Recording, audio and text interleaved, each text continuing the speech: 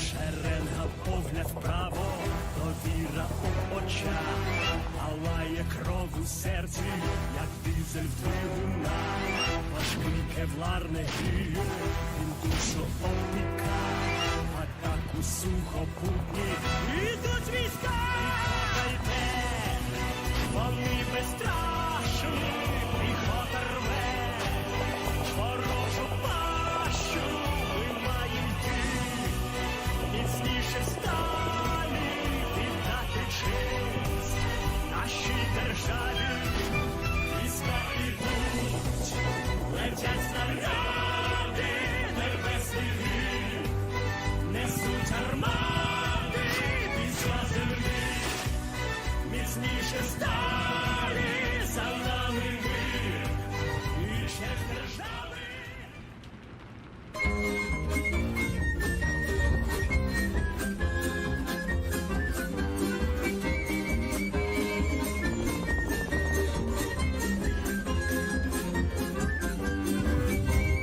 Був похід далекий сур, ми засурмили над великим лугом, хмари теплаки. Гей, сідлай вогонь, козаченьки милий, гей, ходімо, браття, волю ворони. Гей, сідлай вогонь, козаченьки милий, гей, ходімо, браття, волю ворони. Сяє дивний жовтий мак, синя хвиля грає, запорозький козак двічі не вмирає. Запорозький козак двічі не вмирає.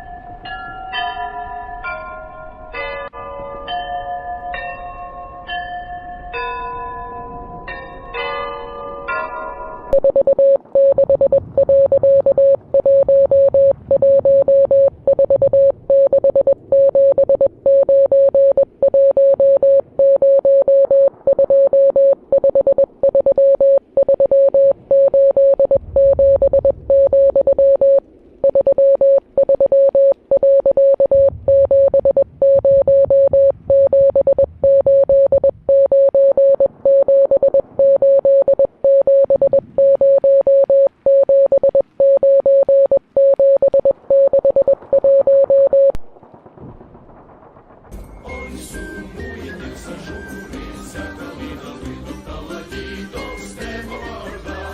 Виглядає сина мати, Україна тужить, у полоні бранка молода. Виглядає сина мати, Україна тужить, у полоні бранка молода. Сяє дивний жовтий мак, синя хвиля грає, Запорозький козак двічі не вмирає. Запорозький козак двічі не вмирає. Нам дорогу світять малинові зорі, то благословення рідної землі. Ей, ордини з полія, не чару морі, а козацька доля, де цвинять шаблі. Гей, ордини з полія, не чару морі, а козацька доля, де цвинять шаблі.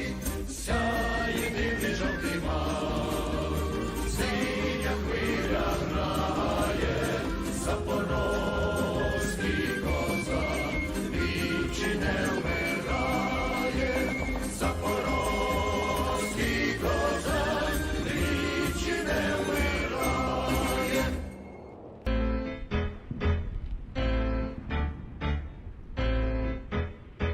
HIMARS!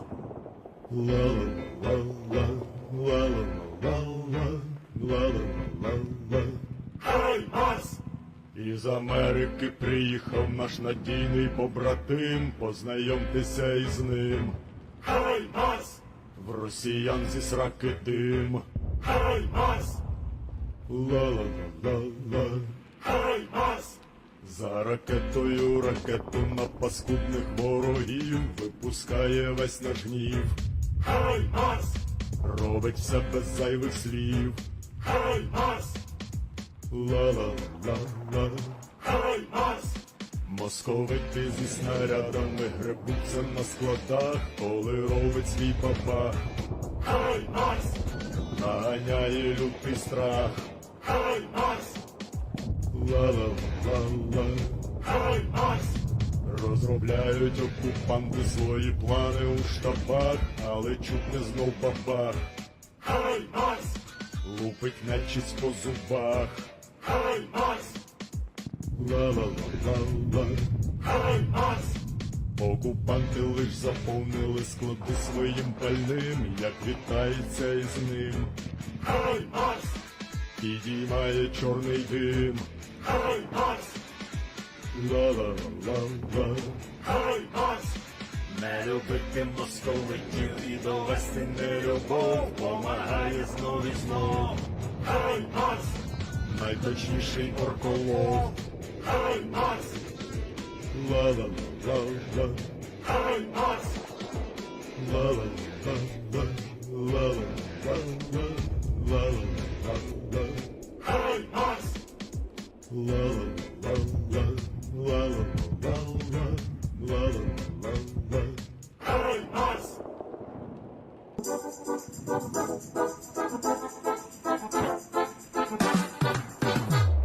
Прийшли окупанти до нас в Україну, форма новенька, воєнні машини, та трохи поплавився їх інвентар. Байрактар, Байрактар. Російські танкісти сховались в кущі, щоб лаптем посьорбати довбані щі, та трохи у чах перегрівся навар. Байрактар, Байрактар. Приперли зі сходу до нас барани для восстановлення великой страны. найкращий пастух баранячий хотар. Байрактар, Байрактар. Їх доводи всяке озброєння різне, потужні ракети, машини залізні. У нас на всі доводи є коментар. Байрактар, Байрактар. Вони захопити хотіли нас зразу, а ми зачаїли на орків образу з російських бандитів. Робить примар. Байрактар, Байрактар. Російська поліція справи заводить, та вбивцю рашистів ніяк не знаходить. Хто винен, що в нашому полі глухар? Байрактар, Байрактар. Веде пропаганду кремлівський урод, слова пропаганди ковтає народ. Тепер нове слово знає цар. Байрактар. Байрактар. Байрактар. Байрактар. Байрактар.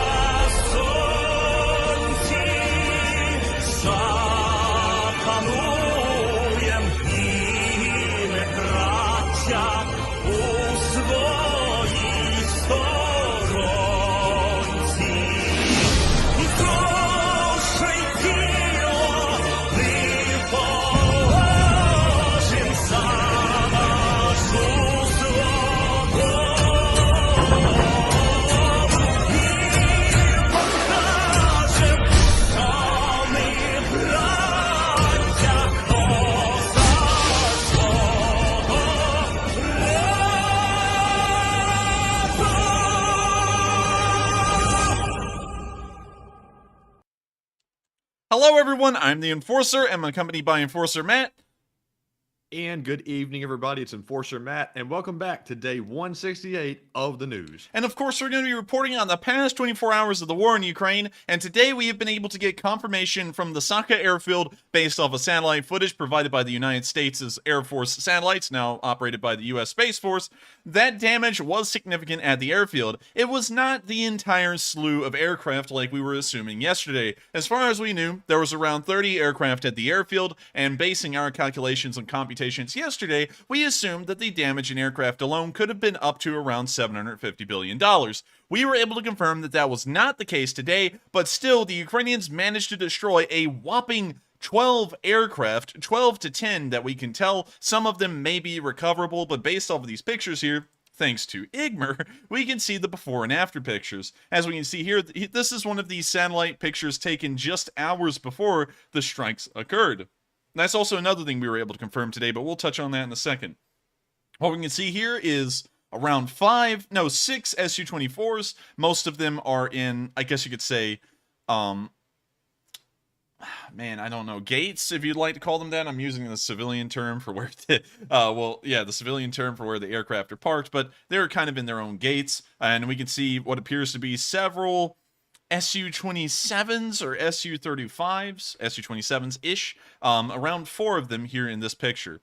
We then immediately get an after picture, if I can try and zoom in here, which unfortunately I cannot, and we can see that the Su-24 at the end of the tarmac was destroyed. We can see that all 3 of these Su-24s were also destroyed. 2 of the Su-27 style aircraft were destroyed, along with one up here. And also another thing that we were able to confirm on this footage, which we'll show a little bit later in higher detail, is that there are actual crater marks. This means that there's a game changer. This was certainly not an accident by a Russian soldier. These were missiles that were launched by Ukraine into Russia. Right now, the Ukrainians have not taken credibility for this attack. They are actually, I believe, in the process of denying this right now, but it is evident that these missiles had to have been launched from Ukraine to attack this airbase. There's really no other way around it. It's a lot like the Belgorod helicopter attack, where it was clearly obvious because Ukrainian helicopters had flown into Russia to Belgorod and attacked the oil refineries. These craters here prove that this was a Ukrainian attack and not some kind of accident that led to multiple simultaneous explosions, but we'll get to that in another picture. Moving on to the next picture, we can get a more zoomed-in picture of the destruction that occurred here on the here on the ramp, I guess you could call it. Of course, once again, the Su-24 over here was destroyed. We can see 3 Su-24s that are smoldering wrecks. Really, nothing is left of them. An Su-24 that has been completely obliterated. Another one. It appears that some kind of aircraft or some kind of vehicle, I'm not exactly sure which, but it was down here in the corner near the Su-34. It honestly looks more like a fuel truck that was also hit when the missile exploded and caught on fire and burned alongside the aircraft. This jet, however, we can't really see it too well. Of course, the graphics are a little low, so we're really looking for just completely splattered aircraft, but this one may have taken some damage considering it is close to one of the craters right here where my mouse cursor is circling, but we really can't confirm that on film, so we're going to say that that one may be mildly damaged. It may just require some minor repairs, and it may be airworthy again. Moving on down to the next picture, we can see further down, closer to the runways themselves and the tarmac, well, the ramp here. We can see that they had 3 Su-24s in a line right here. They also had a couple of Su-27s. We're just going to call these Su-27s for the hell of it. I know they may be an Su-33, an Su-35. We're not entirely sure, so we're just going to call them Su-27s.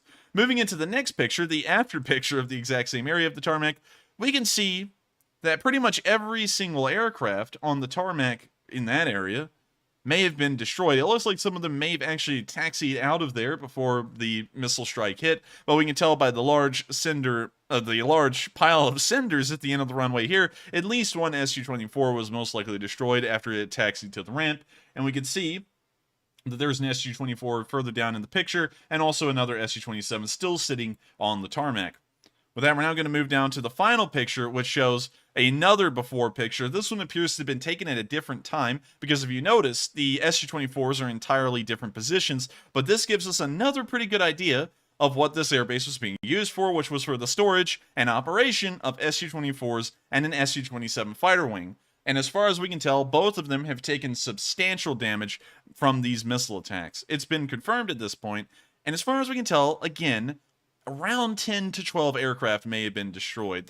And we're kind of getting a little bit of leeway because aircraft like this one, with the mouse cursor circling it, and this one as well, may have been destroyed. Their airframes may be damaged beyond the point of repair, but based on the satellite footage, it's really hard to tell. So we're not going to make any clear definitive statements on those. So we're keeping it kind of in the ballpark of 10 to 12. Moving on to the next bit of news we've gotten from the airport, we can see crater marks clearly on the field, and I'm actually going to require some help from all of y'all to do a little bit of computations here to figure out how big these explosives must have been. We can see in the I guess you could say black and white picture, or the infrared picture of the airfield, whichever you would like to call it, although I'm pretty certain it's not infrared. We can see 3 crater marks here near this area of the ramp. Now we can actually make some computations off of this, and this is why I'm going to need y'all's help to help me do this. We can actually tell the width of these craters because it's as wide as an Su-24 is long. So let's pull that up. How long is an Su-24? An Su-24 is 74 feet long.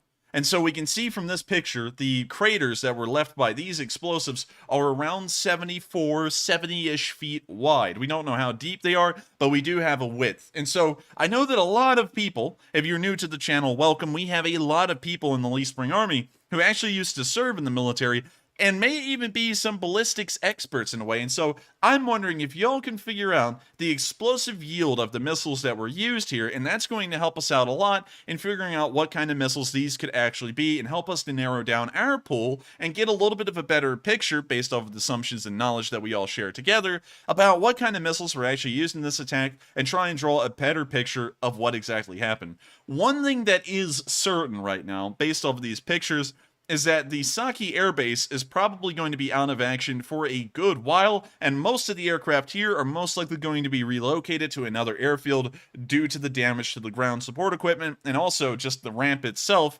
caused by these missile attacks. As far as we know, 6 missiles hit the airbase, but we don't see those on picture. We only see the 3 here that hit in this northern part of the airbase near the ramps, where most of the aircraft are being kept.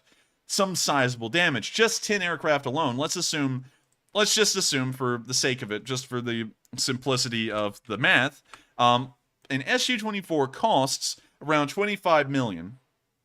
So 25 million. And we're going to go with a conservative estimate of 10 aircraft destroyed times 10. That means that $250 million of aircraft were destroyed in a single attack, and that could go 50 million even more if the other 2 were destroyed beyond repair. And even at that, if you're actually get into the complex math of how much monetary damage was caused, the Su-27s and the Su-35s cost even more by massive margins. If we pull up the cost of an Su-35, and I just put that in really wrong, we can see that an Su-35 can cost $85 million, which is about the cost of 3 Su-24s. And so we already know that around 2 to 3 of them may have been destroyed, which puts that figure well above just a simple $225 million. And so you're starting to get the picture, $250 million. And so you're starting to get the picture here that the damage monetarily was significant to the Russian Air Force, as well as the actual damage to their air arm that's been operating out of Crimea. Just for those of y'all who do not know, these Su-24s and Su-27s have enough range that these aircraft are being used in the war right now. They take off from Saky, they fly out to, say, Kherson or anywhere in the southern front for that matter, which is definitely within range. These things have about a range of around 800 miles, so they can fly 400 miles in any direction, about that far, before they have to turn around and go back. And so everything in the southern front, even all the way up to the northern part of the Donbass, was in range of the Saky airfield. And so these aircraft, which were most likely being used in the war, have been knocked out and destroyed, about a third of them at that single airfield. It's a massive attack, something that cannot be understated in what it's going to do to the Russian Air Force, specifically in its abilities to carry on the war. And we're going to be watching with great intent to see if any more news comes out of this area. But one thing I do have to point out is that the Russians are already crafting responses. We saw today a Russian officer nearby at a surface-to-air missile battery telling us how competent the Russian surface-to-air missile batteries are and how they're going to shoot down any Ukrainian aircraft that happen to enter their airspace, or any other missiles for that matter that may be flying to an airbase like Saky. So let's watch this video and see what he has to say. Alright, and here's the video.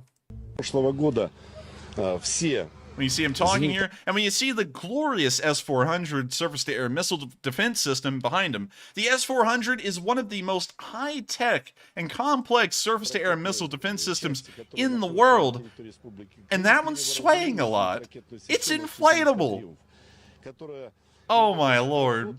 Ну, по сути, не стоит сравнивать, потому что это совершенно другие зенитно-ракетные системы, хотя и называются... Oh my god.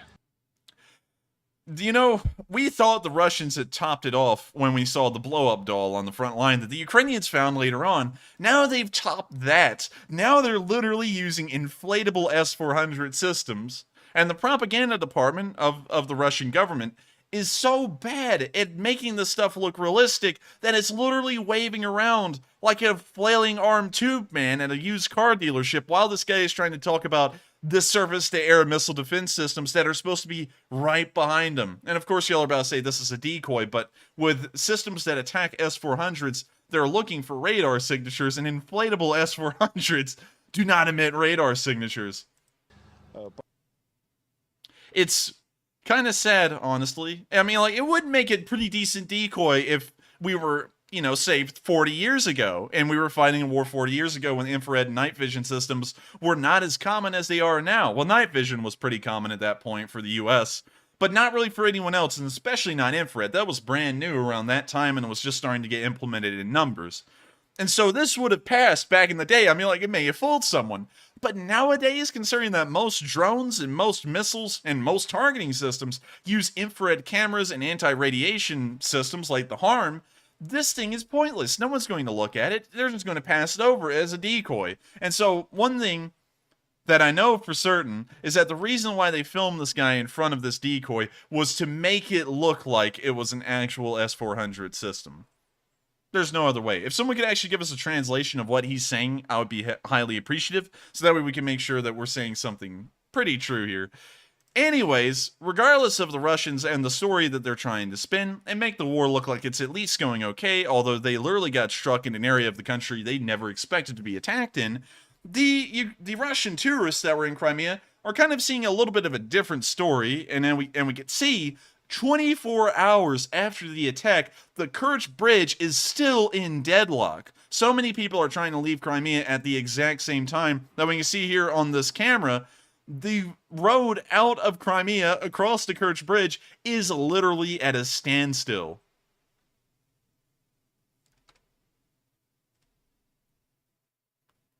You know, I would hate to be in traffic like that, knowing that there's a war going on right behind you, and you can't really deny it at this point, considering you saw the explosions come from the airfield, and now you're just stuck in deadlock traffic like you're going to a 9-to-5 job. I'd absolutely be freaking out right now if I was one of those people, and that's probably going to add to the pandemonium they have when they return to Russia and back to their homes and tell people, y'all, missiles blew up right outside of our tourist spot. The war's not really going all too well. So with that, that's the end of the video, and we're now on to the next one. And it appears that this was not the only strike that the Ukrainians have committed in Crimea. Near the town of Chongar, well, Chongar, sorry, I'm still trying to get Ukrainian pronunciations down, and I probably never will, because they're pretty difficult to do, honestly. But in the area of Chongar, there's a bridge that crosses this tiny little strait right here called the Chongar Strait. And it appears, based off of this video, that there is now fire billowing out of this area. Of course, we don't have any video evidence to show that this is directly attached to the bridge. It may just be in the nearby area, but from what we can see, apparently something has caught on fire and exploded in the Chongar area, near the Chongar Strait, and this may actually be another Ukrainian attack, some 160 kilometers behind the front line, that may have targeted that bridge and knocked it out. If that is the case, the Ukrainians have just caused about as much damage that they could do to the Kerch Bridge to the Russian logistics forces having to travel out of Crimea. Now they're all going to have to travel through the small town of Armyansk, and that's even if that bridge continues to survive into the future. If that one's knocked out, all Russian logistics are going to travel along the E97, along a long, winding route, all the way up towards the direction of Kakhovka, where there's another bridge over the same canal on the T-2206, which could also be destroyed and literally cut off the entire southern front here near Melitopol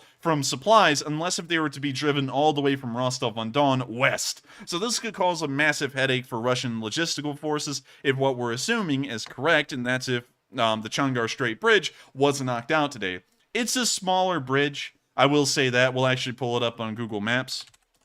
Chongar. Let's see, village in Ukraine. And we do know that. We would like to take a look at it real quick. Alright, so now let's shut this down. Let's click on the layers and let's take a look at this bridge. So, we can see that it looks like a small canal has been dredged through the sediment here, but it's not that wide. Let's go back and throw a ruler down on this and see exactly how wide it is. About 400 feet wide, the bridge is. And so going off of that, we can get a pretty good assumption that if both of these bridges were knocked out by Ukrainian fire, it may take the Russians, considering that it's on a very narrow strait and pontoon bridges are not that difficult to construct in certain situations, the Russians might be able to get around that in a couple of days. And so it may not be that serious, but if the Ukrainians continue to direct fire in this area and continuously attack and destroy or heavily damage pontoon bridges along with the original bridges, that may start to pose massive issues for the Russians. Then again, we don't know if they're going to keep on using the, I guess you could say, bridges there or the strait there for that matter. They may just decide to simplify the logistics process in a way and cut out that, I guess you could say, choke point of a bridge crossing and just bring in all the supplies from the Rostov-on-Don area towards Melitopol. But still, the situation in Crimea is starting to look incredibly grave for the Russians, and the Russians, over the course of this war, have practically considered Crimea as a fortress. It had never been in range of the Ukrainians during the entirety of the war after the front lines have solidified. Nothing in the Ukrainian inventory could reach it. Tochka U, that has a range of 130 miles, can only reach so far. As you can see right here, it could just get about to Saky if it was launched right at the front line. And even this front line, as far as we know, is slightly inaccurate. It's actually a little bit further back, but we don't have any video or picture evidence to confirm that. He wouldn't really be able to reach the airport. It would have to glide in. And so the Ukrainians are using brand new weapons. We still don't know what kind. I actually asked for everyone to give a little bit of some computations earlier about what kind of size explosives would cause those craters. And real quick, Matthew, did you see anyone give an answer to that? Not right off the bat. I can't recall. Ah, man. I just drank some of that coffee and that's gross. But anyways, unfortunately, I didn't read that. So if you could throw that back in again, so that way we could read that and see if anyone had an answer to that as to what kind of explosive it was. It's still unbelievable to think that the Ukrainians have done something like this. And now they're not only hitting one airbase at Saky, they're now hitting other locations like Chongar, which were also believed to have been unhittable because nothing in the Ukrainian arsenal had this kind of range.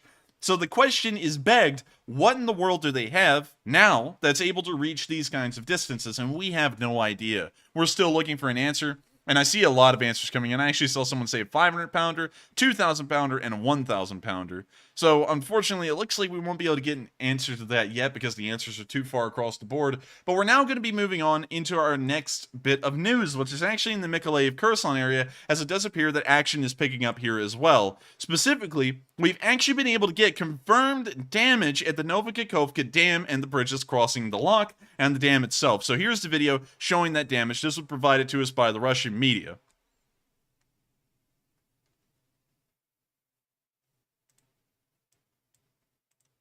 We see in the video here the Russian armored car moving towards the lock and the drones flying over it and showing us the damage that was given to the lock and the bridge. When you see that it has been hit, it looks like by HIMARS rockets, the railroad section of the bridge appears to be heavily damaged. But the road section of the bridge, we actually just saw a Russian fuel truck over here on the right side of the screen pass over it. And so apparently it hasn't been deemed structurally deficient in that part of the bridge where cars and heavy vehicles cannot cross it.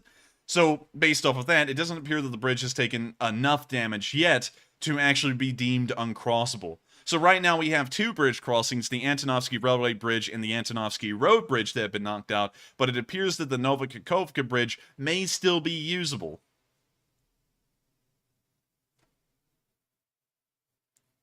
We can see cars and heavier 18-wheelers crossing it, and the Russians are actually giving us a pretty good look at the amount of damage that's been caused.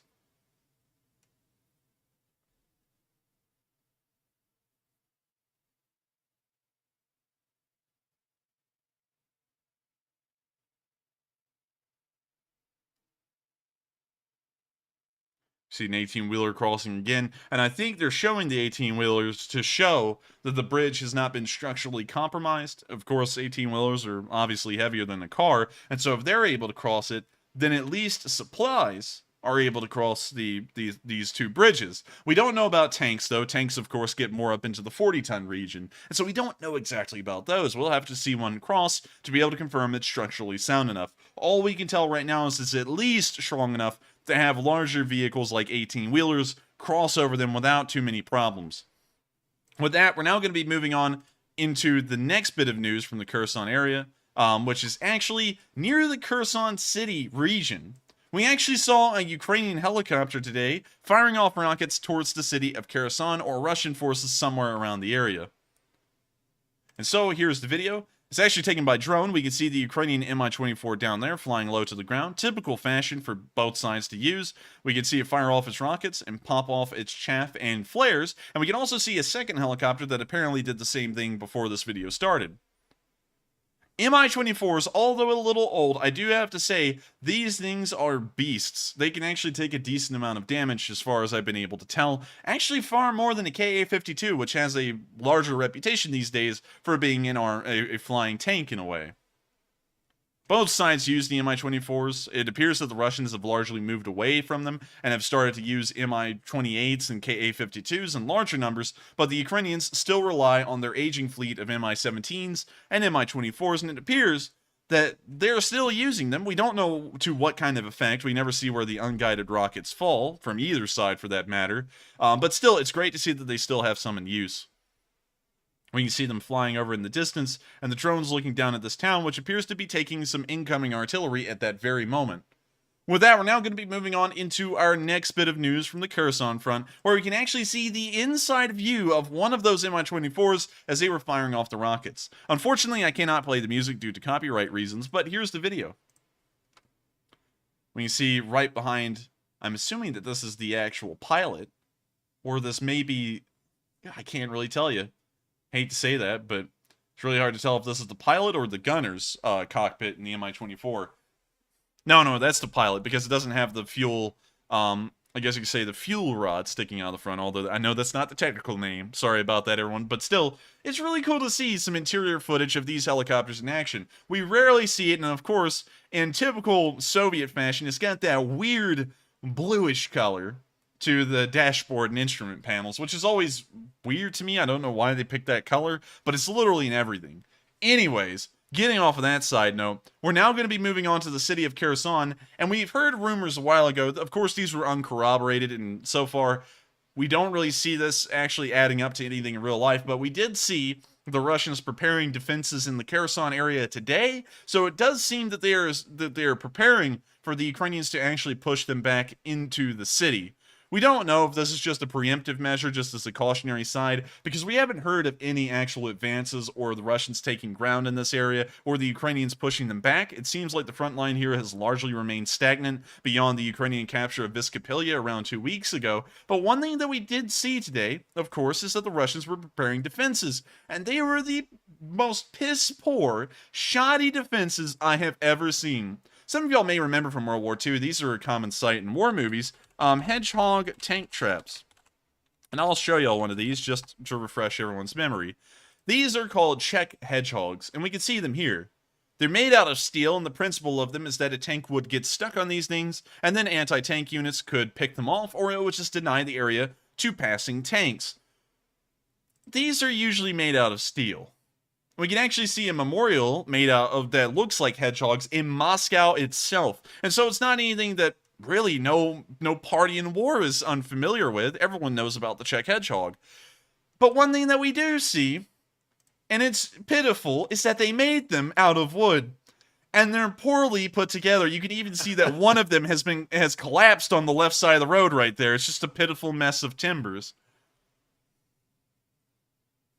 Oh gosh.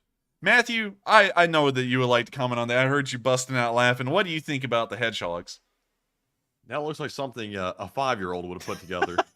That honestly looks like something Matthew and me would have put together when we were like teens. We would have gone Yes, out in the woods sure. and like cobbled together some sticks, and they're even held together with loose wires. If a BMP drove up onto these things, it would literally crush them.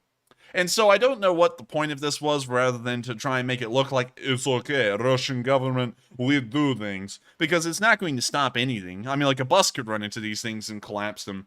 If they were steel, then I'd be like, oh, you know, that's serious business. They're actually getting ready to actually hold the city. But with that, that's literally just a token defense right there. That's not going to stop a grandmother with a stroller. She's just going to push it over. So with that, that's all the news that we've gotten from the Kherson front itself. We don't have any news of Ukrainian advances today. We do know that the Ukrainians have been alluding to a counteroffensive in this area for quite some while, and every once in a while, we do get enough action showing that they are preparing for one, but we've never really seen them commit to it yet, or they did, and it didn't really result in anything, and we didn't really hear about it. We're still waiting for news on that. We'll try and, of course, report back to everyone if we do get some information on it, because you know, we're waiting for it. We've been told about this for quite some while, and it does seem like one of the areas that the Ukrainians will be able to make some ground, considering that there are so many logistical choke points along the Dnipro River. With that, I do have to make a special mention. We hardly recognize individuals in this war, hardly ever, as a matter of fact, rather than President Zelenskyy. But today I have to recognize someone because this picture was just, and for lack of better words, badass. We got a picture of a pretty cool guy. This is General Marchenko, who is the man who organized the defense of Mykolaiv. That is the general who actually organized the defense of Mykolaiv way back on in the war when the Russians had blown through Kherson and were racing towards Mykolaiv to then head towards Odessa.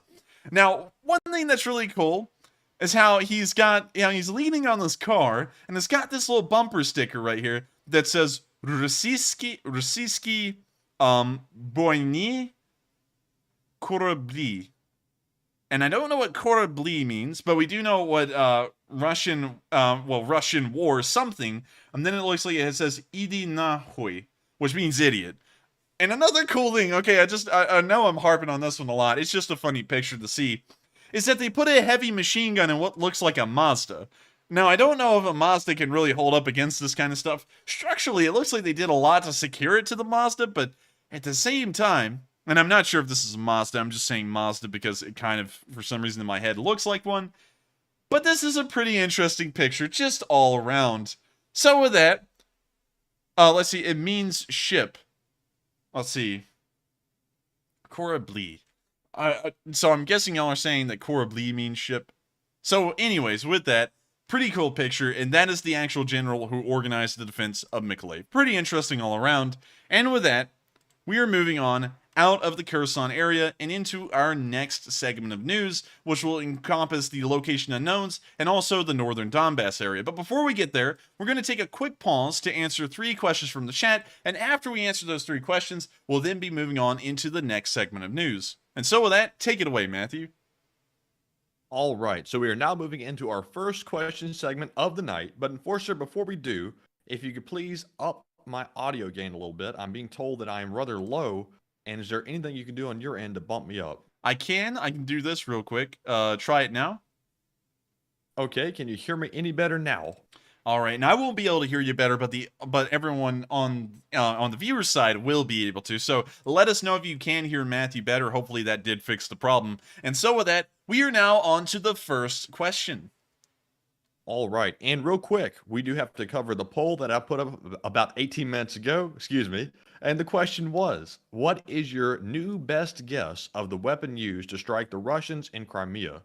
50% of you said the HIMARS or the Grom, 6% said Moab, 13% said JDAM, and 32% said Neptune.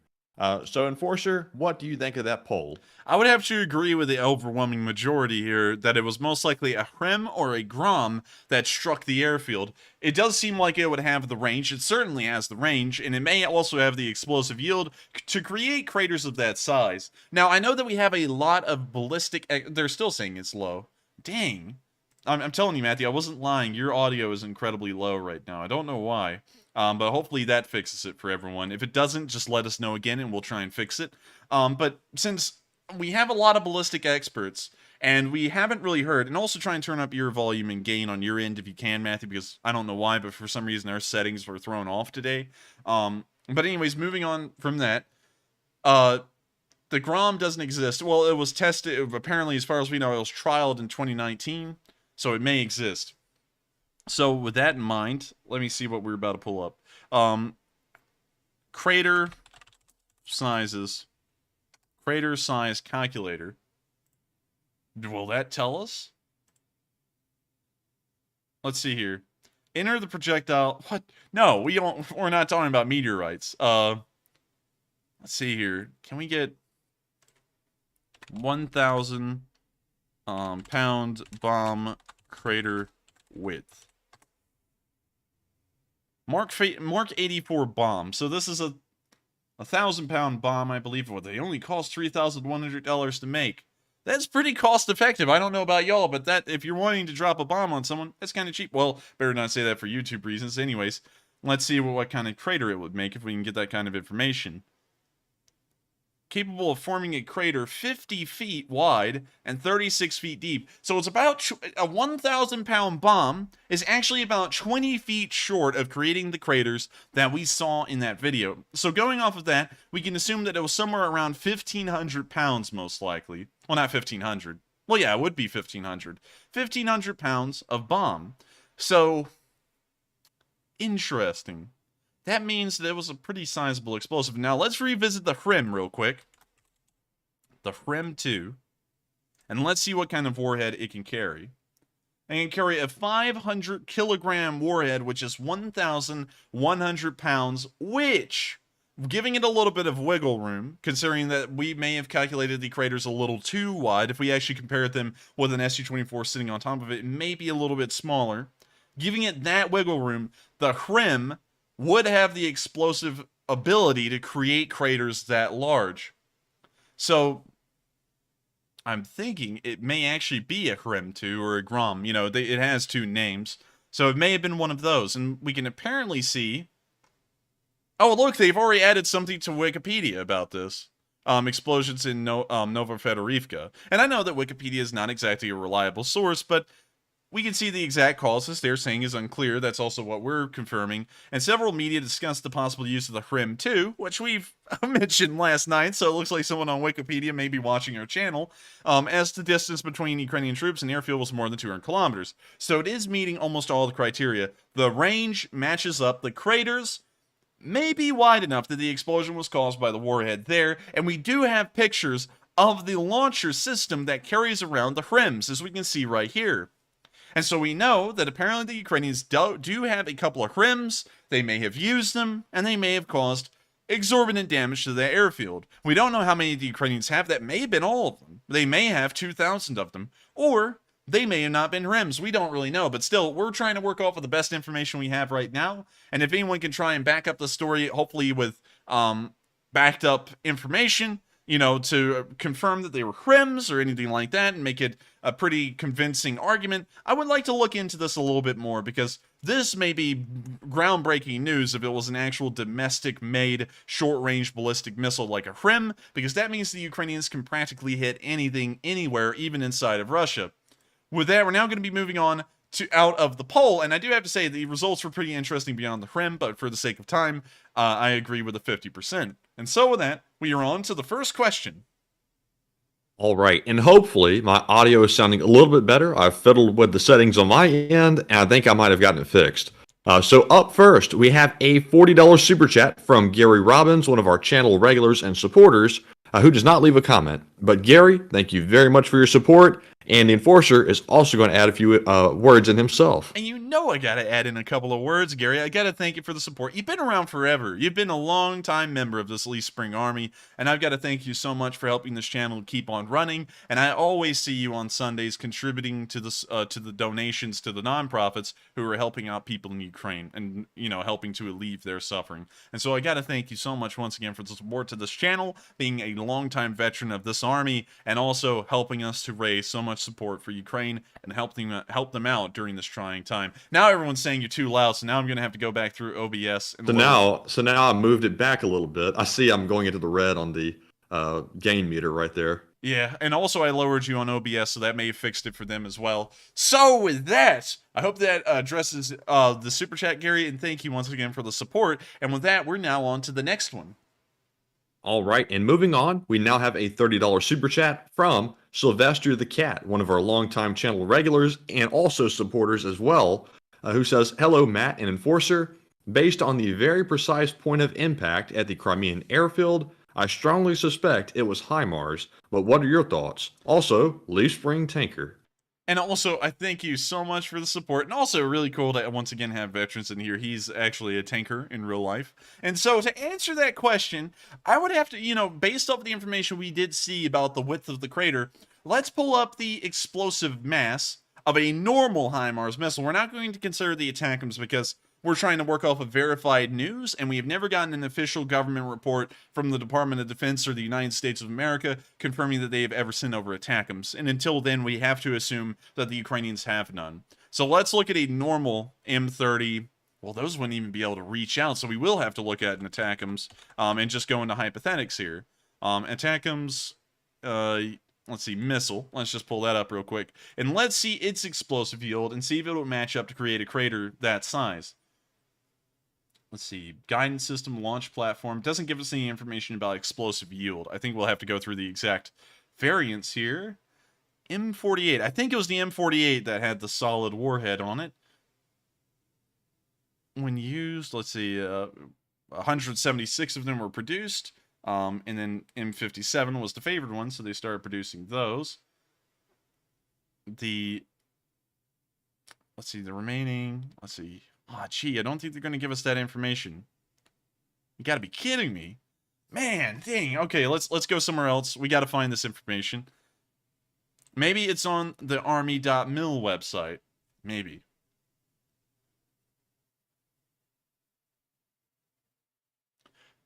Now, we've got to dig for these answers because I want to actually find out if it was possible.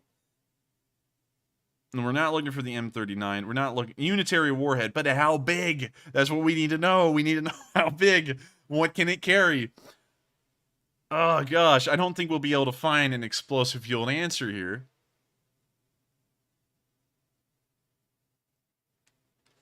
Let's see. Diameter, length, launch weight, warhead, high explosive, range.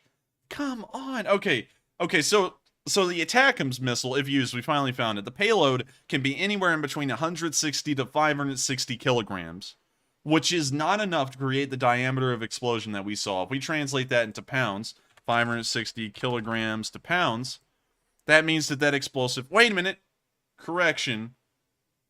If we're just saying that that entire weight of the payload is explosive filler, 1,234 pounds would have been big enough to do the job. It would have been able to create a wide enough crater like we saw. But then again, we still do not have any confirmation that an ATACMS missile was ever delivered to the Ukrainians, and on top of that, around 6 of them. That means that the Ukrainians would have had to have used pretty much 6 HIMARS at a single moment to fire that many ATACMS missiles and have them all hit their targets, as we saw literally at the same time nearly.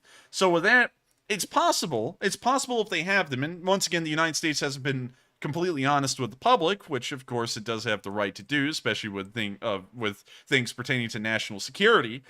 They haven't told us that they sent over HARM anti-radiation missiles, so it's entirely possible that they also have not told us that they've sent over ATACMS missiles and the Ukrainians possess them and are using them, but we have no idea. So it is a plausible option. It's either a HRIM-2 or an ATACMS missile, and we're still going to wait for information on either of them. We know that the Ukrainians apparently have operational HRIMs, and we don't know that they have ATACMS. So right now, I'm leaning my meter more towards it's most likely a HRIM, but it could also be an ATACMS. That's a fair point as well. And so with that, I hope that does answer the question. And with that, we are on to the final question of the segment, and then we'll be moving on into the next bit of news. All right, and moving into the final one of the segment, hopefully my audio has been fixed. I think we got it just right. Excuse me. According to the poll, 80% of you said it sounds perfect. So it drives me nuts not to have things like the audio correct, so hopefully it's right. But up next, in the last one of the segment, we have a $20 super chat from Kaltenberg, a channel legend, who says, "Everyone, pat Nightbot on the head. Good boy." Well, thank you so much for the support, Kalsenberg. And of course, everyone pat the Nightbot on the head. Some people come up with conspiracy theories about what the Nightbot is. Some people say it's a Russian spy. Some people say it's an actual person. I can tell you exactly what that thing is. It's a machine. It is our KGB machine, and it instills a couple of rules. Of course, the rules are pretty clear. It's usually no cap, well, all caps is not permitted. Emojis, like just nothing but emojis, spam is not permitted. You can't have emojis in your message, but if the entire message is emojis, it'll get rid of that. And it also times up people for infractions. The Nightbot helps Matthew out a lot with his job. It helps us to remove spam and also bots from our live chat and keep it pretty enjoyable for the majority of y'all to sit here and watch. And then Matthew has to do the rest of course, removing people who come in here seeking fights and breaking the rest of our rules. And so with that, thank you so much once again for the support, Kaltenberg, and I hope that does address the Nightbot. And everyone give the Nightbot a good little pat. Just put pat in the chat, P-A-T, to give the Nightbot a little pat on the head, and I'm sure it'll appreciate it greatly. It is nothing more than a robot, so it does have feelings. But with that, we are now at the end of this question segment. If you have thrown in a super chat, do not fret. We will get to every single one of them, and we'll also answer as many live chat questions as we can. Now, I haven't said this in a bit, but if you would like to ask a live chat question, make sure to put down @enforcer, like the @ symbol with enforcer typed directly behind it, or enforcer Matt on it, which will @Matthew. It'll put an orange box around our names, and then type in your question. And so that way Matthew will be able to get them, gather them, and when we get around to answering live questions, we will have a lot of them to work with, and that lets us answer the cream of the crop and answer things that we may have never answered before, or frequently asked questions that always deserve a pretty reasonable answer. But with that, we're now moving into the next segment of news in the location unknowns. And boy, do we have some information today. Today we saw Russian vehicles being hit by artillery. Apparently, according to the caption, this is the Ukrainian Army Honor Battalion, but I've never heard of this until today, so I don't know what that is, but if it's real, we'll try and find some information on it. When you see the Russian forces moving around, and then the video cuts, and we see the black smoke of death coming from the vehicle that they were just walking around. Now, usually we would not forgive a cut in a video, but we will forgive this one because it's actually showing the black smoke of death in the exact same spot that it was filming earlier. So apparently they just cut it for time reasons, but we can see that the vehicle is destroyed and burning. Remember the golden rule, everyone. Black smoke is a destroyed vehicle. White smoke is destroyed artillery that's burning. We can then see the Russians pull in a civilian car into the tree line and get out and walk into the trees. And when you see the drone camera moving around quickly, it looks like it's been time-lapsed. And we can now see the car driving off again. Now we can see a couple of Russian soldiers crossing this open field of wheat that appears to have been slightly burned. Everyone's patting the Nightbot. It's going ballistic. And there's actually a guy in the live chat called Pat, and he's really confused right now. He said, what? I'm sorry, Pat. It's nothing against you. Everyone's trying to give the Nightbot, which is our little, like, I guess you could say machine helper, a pat on the head. So it's got nothing with you. They're not trying to pick a fight with you or anything. Sorry about that if that caught you off guard. We now see artillery landing down in one of the tree lines dividing the fields, but we don't see any Russian forces there. We didn't get enough, I guess you say, evidence to say that. But usually Ukrainian artillery is fairly accurate, but once again, we don't have anything to confirm actual losses yet. We now see a Russian vehicle, it seems, passing through one of the wheat fields. Or those are soldiers, because it's not really leaving any tire marks in the wheat. We can still see the artillery hitting that exact same spot in the tree line, but we don't see any smoke coming out of the tree line, but we do see some smoke coming out of the field. It seems like white smoke, which is the remnants of an artillery shell after it exploded. We can now see a Russian vehicle, apparently towing an artillery piece from what we can tell, and now another Russian car passing over the same field. Now it's cut to another area. It looks like it's somewhere close to there, and we can see the more Russian vehicles on the move. It's literally nothing but Russian vehicles moving around.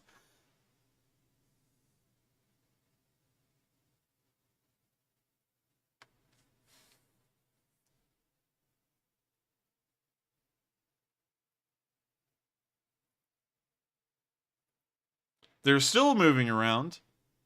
It's just a lot of movement in this area in pretty much every direction. We've seen the Russians go north, south, east, west, anywhere and everywhere you can believe. And now we can see another artillery shell hit. And now we could see some bright little flashes from the tree line there.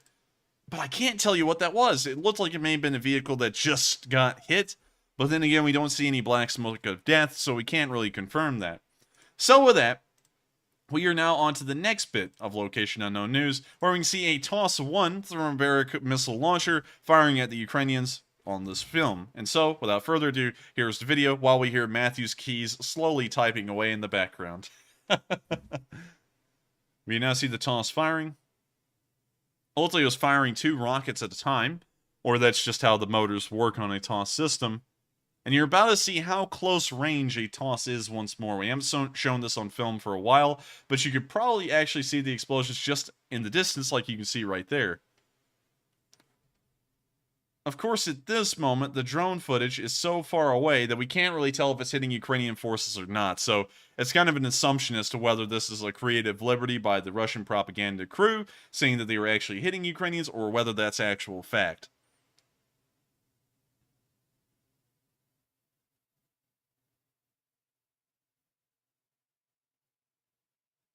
We can, oh my god, wow, you're about to just completely waste this drone right there. I mean, it's cool to get interesting cinematic footage, yes. This seems stupid. I don't know why. But something about a massive missile flying within like 30 feet of your drone just kind of shakes me the wrong way. I don't know about y'all, but I feel like that would be a waste of a drone. And it's interesting how it's firing all of these rockets in groups of 2. I would like to know why they're doing that.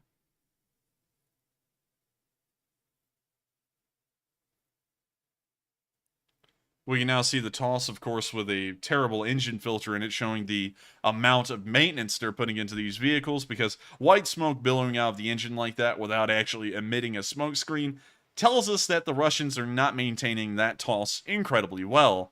In fact, they may have not maintained it over the past several years.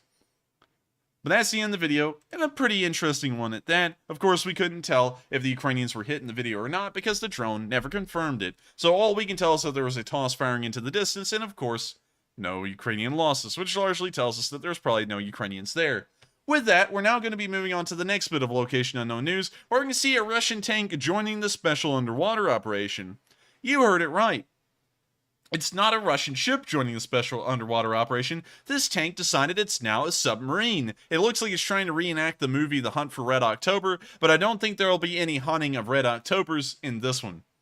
We can see the tank barreling down the road, pretty much at full speed, and beelining through the trees, through the bushes, knocking everything down its way, and slamming right into the side of a pond. And the whole tank's gone under. It looks like the engine is flooded. The only thing sticking up out of the water is the turret. And we can already see the silhouettes of what may be the crew bailing out. Now the Ukrainian artillery's coming to finish them off. That's the end of the video, but quite a circus right there, and kind of typical of the Russians. We've never really, I've got to say this, we've never seen a smart Russian in this war. And a lot of y'all can agree. And this is definitely not smart Russians. There was literally a road right here, yet they decided to take the shortcut straight into the pond and literally end up destroying an entire tank worth $3.5 million.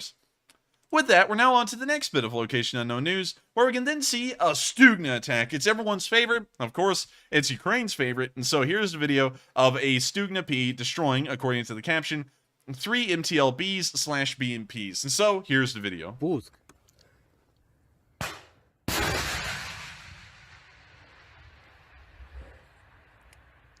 Иди сюда, хороший. Ой, хорошо, сейчас будет его. Есть. Сюда? Все, старший солдат. Все. We can see that they hit the first one. And they're now launching the second missile.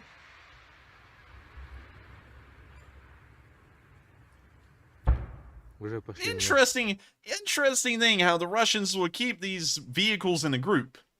Has anyone ever noticed that? Because sometimes, and I can't show these, of course, on YouTube because they're too graphic and YouTube would ban my channel.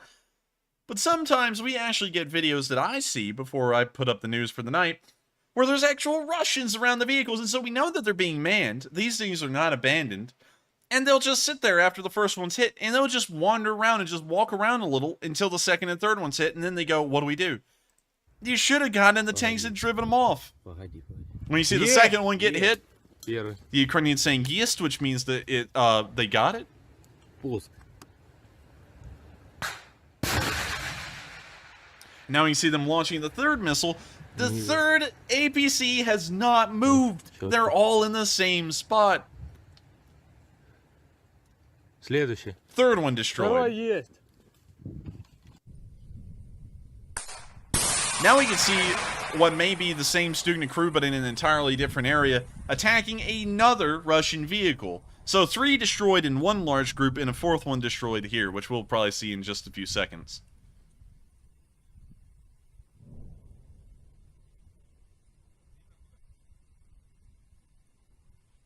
Есть. Меняй. That's the end of the video, and I've got to say, quite a low score from this Stugna crew. Just gotta say, pretty good. You know, there's not really a lot to add to it. 4 Russian vehicles knocked out from a single Stugna, considering the cost of this thing and how much it costs to produce and operate versus how much 4 Russian vehicles cost to maintain and operate. Pretty decent exchange for the Ukrainians. With that, we're now going to be moving on to our last 2 bits of location unknown news, where we can see something that is absolutely gobstopping. Now, we knew one thing. We knew that the Russians did not have a lot of armor packages going into this war. Just to explain what I'm talking about with the example of a T-72B3, if we take a picture of a T-72B3, you'll notice 2 different kinds. First, this one.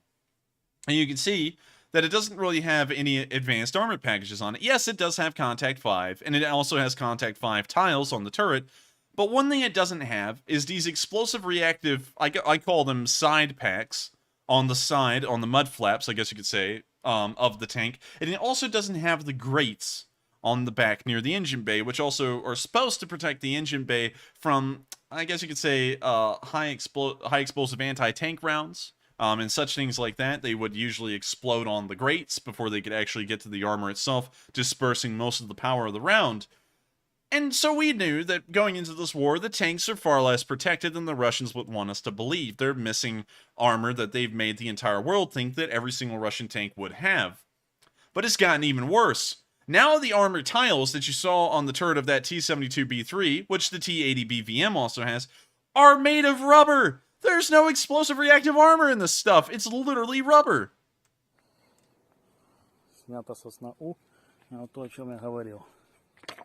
Look, he's lifting up the tiles, and it's rubber. It's floppy. It's made of garbage.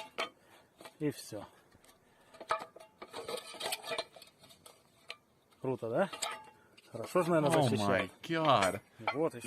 This is incompetence of the highest degree. And also another thing. Observe here, before he moves on, some important notes. Look at the rust everywhere on this T-80BVM. Now, I've already gone through this story before. Let me explain this again. T-80BVMs are not new. Their armor upgrades are new, but the T-80BVM below all of that armor package is a T-80B, which was the very first T-80 that the Russians ever produced, and they haven't really upgraded them. This is what is under all of that armor, is this tank right here. And these things went into service in the 70s, so they're about 50 years old at this point. And the Russians, of course, due to the lack of budget they have and the desperate situation of their economy, the best thing they can do is continuously upgrade these things with armor packages and pray that they stay relevant and pray that they stay capable to actually fight in a modern war. And so, this T-80BVM, look how modern, look how different it looks. It has a turret that kind of looks like a flying saucer. Under all of that, it's that. It's still that same tank. And so these things are 50 years old. Knowing how the Russians maintain their tanks, seeing, you know, all the videos we've seen before, they're poorly kept up. They may not even really be maintained at all. And we can see that here in this quote-unquote brand new T-80BVM. There's rust all over it. We can now see the Ukrainian soldier climbing down onto the front of the tank and hopping off. Now he's looking back at it. And we can see that they blurred out the areas which would give it away where it is. Башня у него по типу 64-ки. Пулеметная установка по-прежнему не дистанционная. Вон рукоятка. You now see him looking at the commander's cupola, which has the machine gun attached. Башня. Ну, слабое место этого танка. Вот, выход под старый прицел они просто заварили. Вот. Ну и поставили все сюда. Хоть это правильно сделали. We now see him looking in the turret. Вытащено. Вот.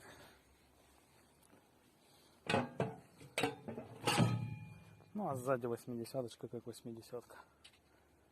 Ничего нового. Вот и весь Т-80 БВМ. Oh my lord, he just... Вот если бы они из Т-80 уделали эти машины... Look how dirty it is! Oh my god! I'm telling you, people would be killed in some militaries for this kind of incompetence. Now, I see some people correcting me. They're saying it's not incompetence that's led to this tank having rubber armor. It's sheer corruption from the Russian commanders. And I would agree. I'll actually change that statement to make it corruption instead of incompetence. But there's also incompetence in play with this tank, like this filth, this grime. It's all over the tank. It's everywhere on the inside. And the Russians do nothing to change this. We see Ukrainian vehicles, and they're clean. And the Ukrainians hardly have the budget of the Russian military, and the Russian military hardly even has a budget at that. Yet somehow the Ukrainian commanders are competent enough to at least have their soldiers clean the vehicles. The Russians, on the other hand, will not only give the tanks rubber armor, subpar parts, and no supplies, they'll also not even tell the enlisted to clean the vehicles or maintain them. It's absolute filth. Смотрим динамическую защиту в башне. Oh my god. The tiles on the turret are empty. There's nothing in there. И по следам видно, что даже и не было. Водичка только стекала. This tank is literally going into battle as a T-80B. It's not even a T-80B VM. It looks like it, but it's not. О, обеспечение. Вот как-то так. That's the end of the video, and that is the most depressing video I've ever seen.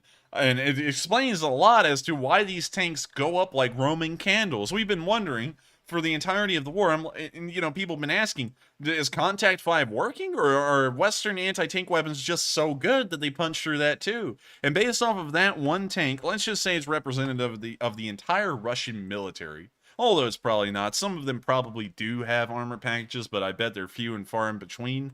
This tank is literally made of paper. The armor under it is 50 years old. It's outdated by around 40 years at this point, and the rest of the armor we're seeing isn't even there. It's either empty or it's made of rubber. Kind of gives you a good idea of why the Russian tanks seem to be getting lost and destroyed in unbelievable numbers. And considering that we just saw how poorly kept up these modern main battle tanks are for the Russians, they're modern, and also how it has actual no armor, now we can see why they're being destroyed like there's no tomorrow. And so with that, we're now moving on to our last bit of Location Unknown news, which of course I tried to find something nice to show today in the Location Unknown news segment, which is a cute little kitten that a Ukrainian soldier has adopted. It was a sweet little video, and so I thought I would show it to y'all just for the fun of it, so that way we could have a little bit of a reprieve from the seriousness of the war. So here's the video. It's a cute little kitten. Тактична насадка на бронежилет. Вдруг у тебе стреси такі. Зразу легше. Чуть легше, да? Чуть легше. With that, that's the end of that video, and we're actually done now with the Location Unknown news. And so we're going to be moving on into our next segment, which actually is not in Kharkiv, and it's actually not moving into the northern Donbass yet. We're actually going to Moscow, because we've heard some big news from inside of Russia today. Apparently, one of the largest Russian warehouses for a company called Ozon Group was accidentally burned down today in a sign of goodwill. And the fire is massive.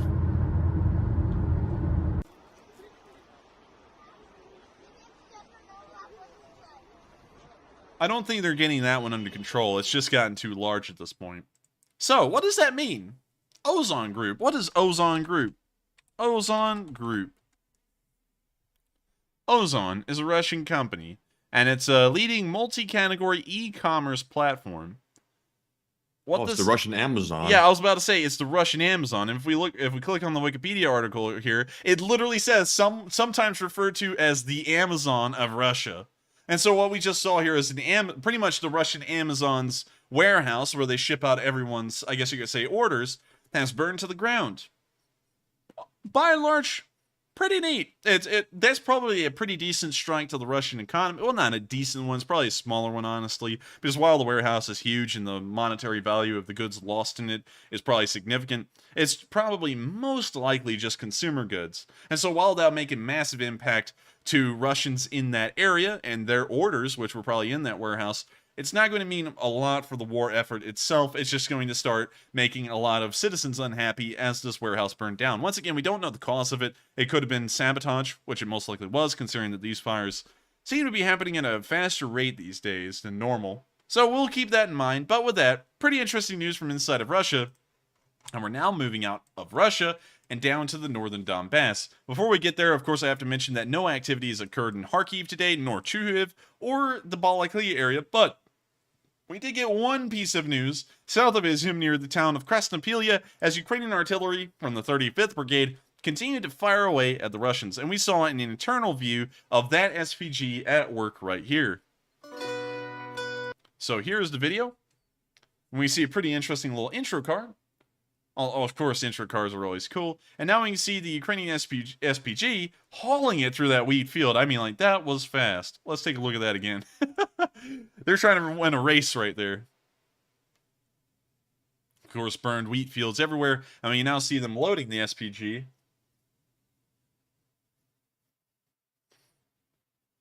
And we now see them firing.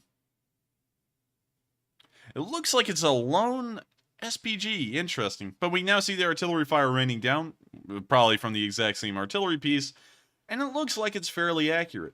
It looks like the SPG continues to fire from the same spot on the film, and we can see the drone, which is most likely spotting for this artillery piece, further down range, showing that there was... Wait a minute.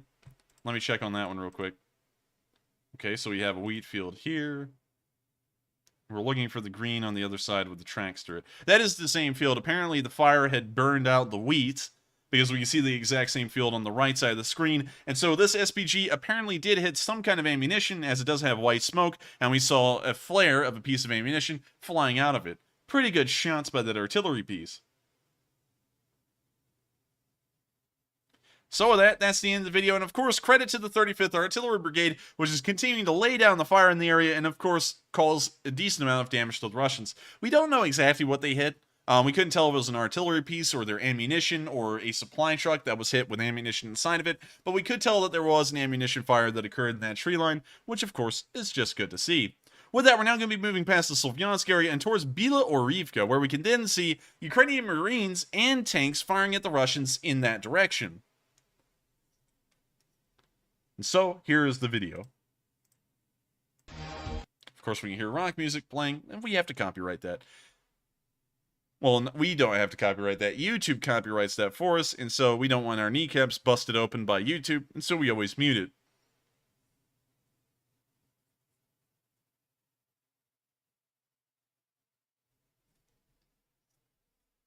When you see the artillery raining down in this area of these little compounds, it looks like 2 apartment blocks and some surrounding buildings and smaller houses to the right side of the screen.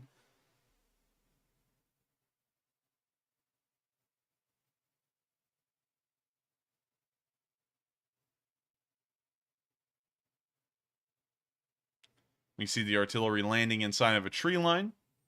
And we now see Russian forces on the move into these destroyed houses. And we actually saw this part of the footage a couple of days ago. We didn't see the first part, but we have seen this.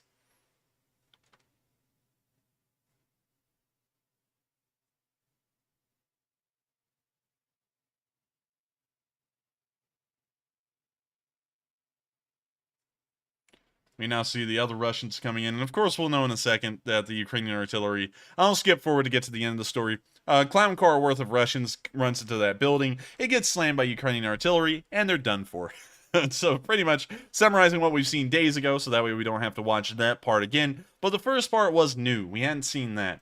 So with that, we're now going to be moving on to the next bit of news in the Bila Orivka area, actually further down towards... Verkhnoi-Kamyanka, which is a pretty long name to pronounce, but we did see today that the Russians were also hit by artillery once more in the area there, just a few miles south of where we saw the last video.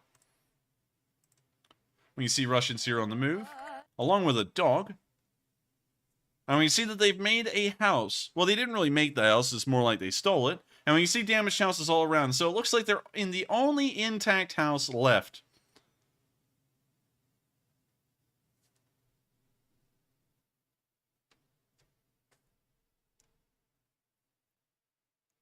We now see one Russian going for a stroll down the street. Or he's decided that he's going to voluntarily terminate his enlistment contract.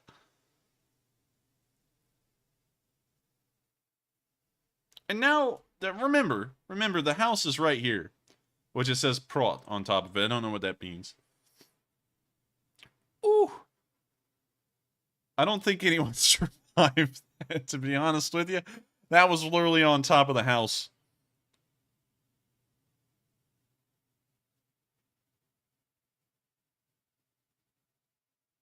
So now you can see that very house with a burning ember on top of it, and no Russians.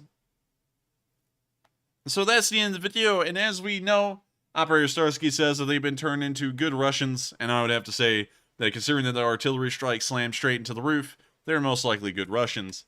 With that, we're now going to be moving on into the next bit of location, well, not location unknown, northern Donbass news, which is actually near the area Perishne. Of course, this marker is not accurate. We don't know exactly where these HIMARS were, but they are behind the lines, so we put it around here. Here we can see Ukrainian HIMARS, of course, in the area, firing towards the Russians at night. Pretty neat footage. With some sound effects thrown in for good measure.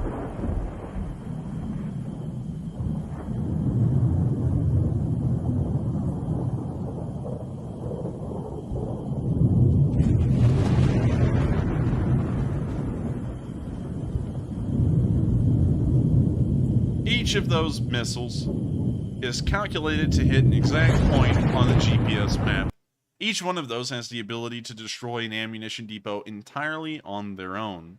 Of course, we don't know where those went, what kind of damage they caused, but considering they are HIMARS missiles and that they really never miss, they did go and hit something. We just don't know what yet. With that, now to cover the Siversk area, we have not heard, although we've seen activity by the Ukrainians firing at the Russians, it doesn't appear that the Ukrainians are conducting a counterattack here, and it also appears that the Russians, if conducting any kind of offensive activities whatsoever, are not making any ground. It appears that they've been stopped several miles outside of Siversk, and the Ukrainians are holding them there. If we were to look at a terrain map, there's actually a couple of valleys, and they head straight towards Siversk, and apparently the Ukrainians are holding the Russians down in that area. We'll, of course, have to check back on this area later again and see if that still holds up in the future, but for now, the Ukrainians hold strong and hold the lines all the way from the area of Krasnopilya here north of Slavyansk, just 12 miles away from that city, and all the way to a couple of miles outside Siversk to the east. With that, we're now going to be moving down to the area of Soledar, where we have seen a Ukrainian Buk surface-to-air missile defense system in action. Here's the video.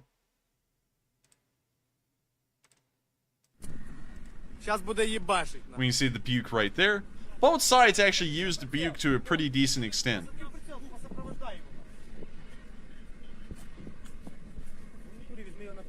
Welcome to you.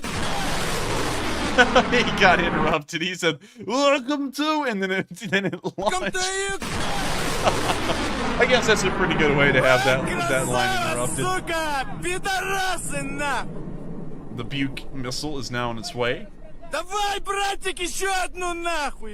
Took a downwards turn and then a left, but we didn't see it hit anything. Still very interesting to see these Buks being used. And with that, in the same area pretty much, in the actual town of Soledar, we saw that Good Samaritans were helping to evacuate citizens that were left inside of the city. And so, here's the video of that.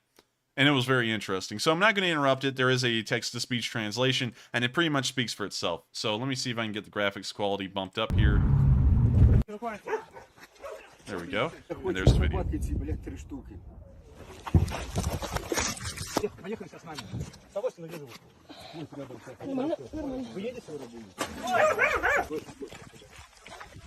Сідайте, все знаєте, мої документи, все це не так страшно, головне ваше життя. Сідайте.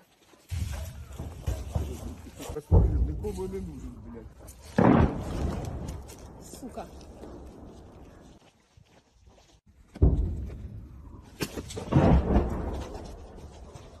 Сука. давайте, не плачем, потом поплачем, едем. Пожалуйста, пожалуйста, пожалуйста, нет, пошли, пошли. Пойдемте, пожалуйста. Идемте, быстрее. Блять, да быстрее.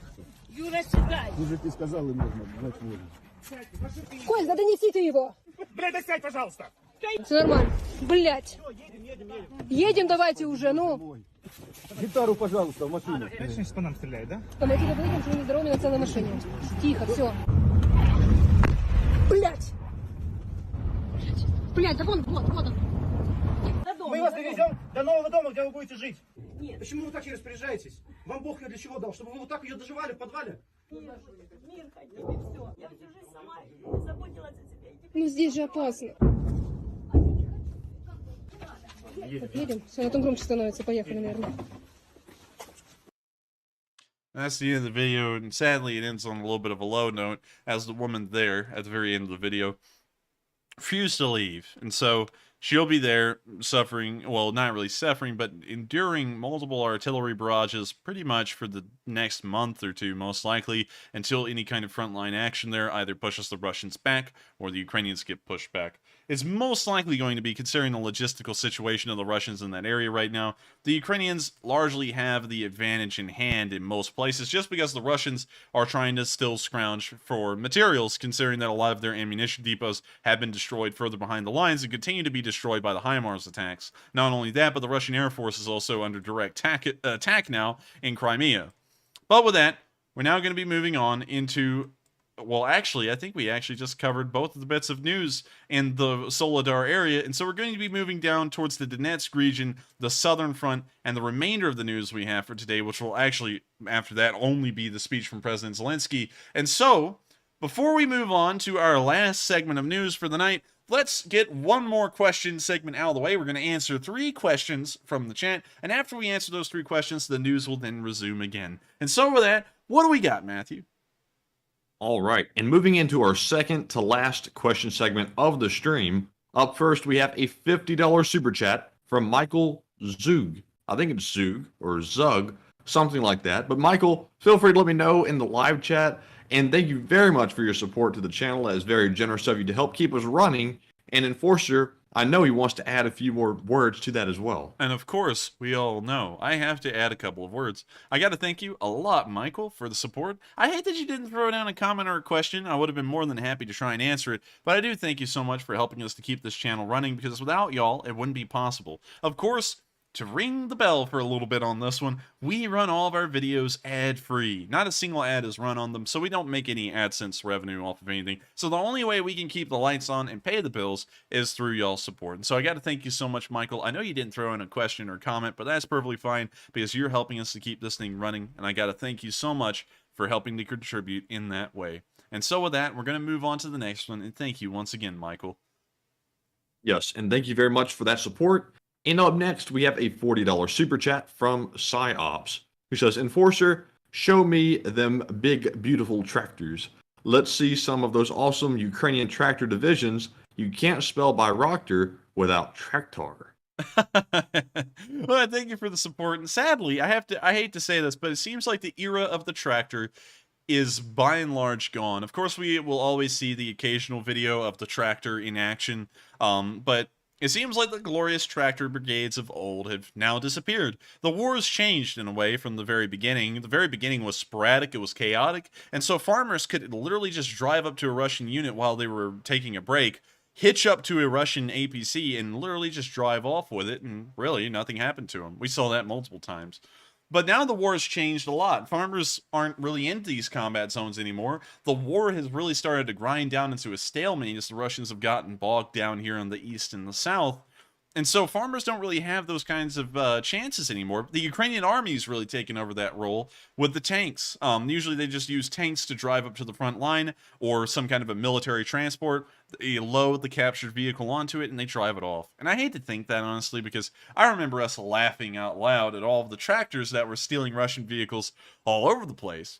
But still, it seems like that era is bygone, and I hate to say that because I would love to show them to you, but we would have to go back to the first 2 months of this war to be able to do that. And so with that, I hope that does answer the comment in a way, and I thank you so much once again for the support, and I hate to say, we sadly don't have any more videos like that, and we haven't seen any like that for a while. And so with that, we are on to the second to last question of this segment, and I thank you once again for the support. All right. And next up, we have a $22 super chat, this time from Mech Tactical, who says, what is the difference between your robot, the Nightbot, and the Russians' robots? Well, yours isn't inflatable. P.S. Like to point out, ever since the pepperoni pizza conversation, we've been seeing big changes in the war. You know, that's a really interesting point. Maybe that conversation has changed the entire trajectory of this war. Maybe by us saying that pepperoni pizza is okay. Well, Matthew thinks it's okay. I actually love pepperoni pizza, but anyways, maybe that has changed how everything's happened in this world. What if it's the butterfly effect? What if we said we didn't really like pepperoni pizza? And so someone in the cabinet of the President's Office of the United States said, I don't really feel like pizza. And so they didn't get a pizza. And so the President of the United States, not having a pizza because he likes pizza, kind of gets a little miffed. And so he allots more weapons to Ukraine. Then more weapons go over to Ukraine, more HIMARS specifically, which are then used by the Ukrainian army. Those HIMARS then rain down hellfire on the Russians, destroying a lot of their logistics depots and a lot of their logistics chains. Therefore, by us commenting that, well, Matthew really commenting that pizza is meh, well, pepperoni pizza is meh, we've literally changed the entire course of the war. Of course, I'm just kidding. That would never happen unless... But still, I thank you for the support. That is a pretty true comment right there. And real quick, Matthew, could you read off the first part that wasn't about the pizza, just so that way I can make sure to address every piece of it? And the first part was, what is the difference between your robot, the Nightbot, and the Russians' robots? And he said, yours isn't inflatable. Oh, yeah, and that's true. And I honestly like the Nightbot. It does us a lot of good, and it helps to mechanize a lot of the things we have to do in the live chat, which is incredibly difficult. Just for those of y'all who didn't know, last night alone, we got 14,800 chat messages over the stream, and so it's a lot of work for Matthew to keep up with, and the Nightbot helps out a massive load. And so with that, thank you once again for the support. I hope that it addresses every single part of the super chat, and with that, we are on to the last question of this segment, and then we're going to return back to the news. And the last one of this segment goes to Blue Flam 777, who, as everybody knows, is a longtime channel supporter and a legend, I might add, who puts in a $50 super chat and says, what is your thoughts on the Phoenix Ghost drone? The Phoenix Ghost drone. Let me make sure to refresh my memory on this because I think I remember it. It's not really talked about much anymore. Let's see. Images. If it's the one I'm thinking about. Yes. It's this one. We don't really hear a lot about this thing. And honestly, I'm really skeptical if it works. We've seen it used once. And I mean like once as in effectively. We saw a drone film, from what we were told, a Phoenix Ghost drone slamming into some FSB agents over the border in Russia. It missed by a decent margin. It was like 10 yards, and it only looked like it got one of them out of the 3 that were literally standing in that group. So, in that perspective, I'm not really sure if they are that effective. But then again, we're basing all of this off of video evidence, and the Ukrainians may keep those videos under wraps. Wow, y'all, I'm trying to learn English right now. Bear with me, but the United States may have told them to not release those videos because they're still trying to keep the, I guess you could say, characteristics and the qualities of the Phoenix Ghost drone more of a secret. So, based off of the video evidence that we've gotten, I would say it's not really that good of a drone. I would say that there's far better out there, probably a lot cheaper at that. And so with that, I hope that does answer your question, Blue Flame 777, and I thank you once again for the massive amount of support and helping us to keep this channel running. And so with that, we are going to move on into the next question segment. And if you have thrown in the super chat tonight, do not worry. We do get to all of them before the end of the night because y'all keep this thing going. You know, that's the only way we can continue to survive. And so we make sure to recognize everyone. And also, we're going to get to as many live chat questions as we can in the last question segment. And so with that, we're now on into the next segment of news, starting off on the Donetsk front at Pisky, where today we saw the DPR raining down artillery on Ukrainian forces. Here's the video. We see Ukrainian forces under a bridge. It appears that the bridge has already sustained some pretty decent damage or may have never been constructed. We now see the Ukrainian platoon moving out from under the bridge. Well, actually, it appears that they're moving under the bridge. We now see someone saying something to the camera. Interesting. Very interesting. We never saw them get hit. Did y'all notice that? Did y'all notice that, or was it just me? There's that creative camera work again. There's some Ukrainians. Right there. Then boom, an artillery shell lands about 150 yards away from them, which means that the shrapnel was probably not really, I guess you could say, damaging to anyone. And then the platoon gets out of the bridge and then kind of circles around to a new position near the bridge, but they never show artillery firing at them again. So I'm assuming that all of them got out of it okay, because we didn't get any video evidence to show otherwise. With that, we're now on to the next video, where we can then see what is supposedly Ukrainian forces here. And we see a burning vehicle. And what looks like an SPG. Are you kidding me? Now they're flipping back to the bridge. And they're showing, that's the exact same hit. They just zoomed in the camera. That's in the exact same spot.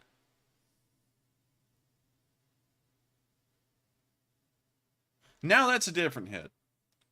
But we still can't tell if Ukrainian forces are actually being hit by these artillery barrages. Now we can see what appears to be a trench behind the bridge being hit, but we still saw no Ukrainians. We saw Ukrainians earlier, yes, but we don't see them in that trench right there. Now we do see one running further up the trench, a little ways away from where the artillery hit, but then again, this video is so ambiguous, we really can't, rather than that one car burning on that road, we can't tell if the SPGs were heavily damaged. We can't tell if any troops were taken out. So once again, creative camera work by the Russians, and also recycling videos as they normally do to try and paint a certain story. With that, moving into Donetsk, the Ukrainians really don't have to paint a story through their videos. The Russians kind of do it for the Ukrainians, free of charge. As we can see here, they filmed a brewery in Donetsk burning after it was hit by Ukrainian forces earlier on in the night.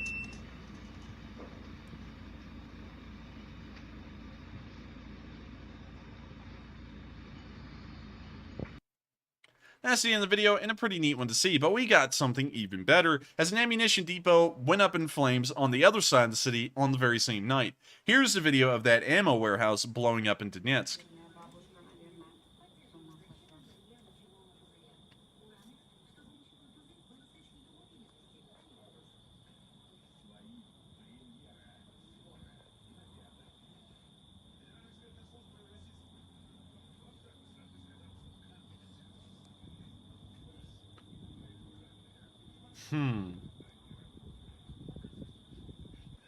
Well, I can tell you one thing. If you're trying to read a book, you'll be able to.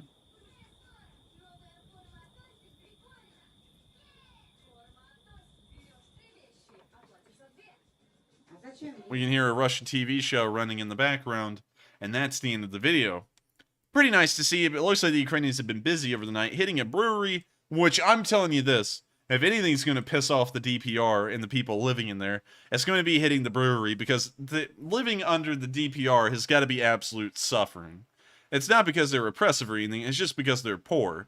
And so the only way to survive through that would be to drown your misery in alcohol.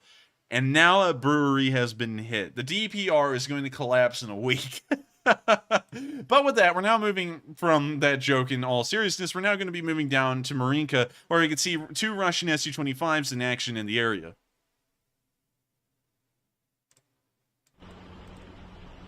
We can see them here way out in the distance, popping chaff and flares, and also taking a decent left bank back towards the ground, most likely after firing unguided rockets towards the Marchenko direction.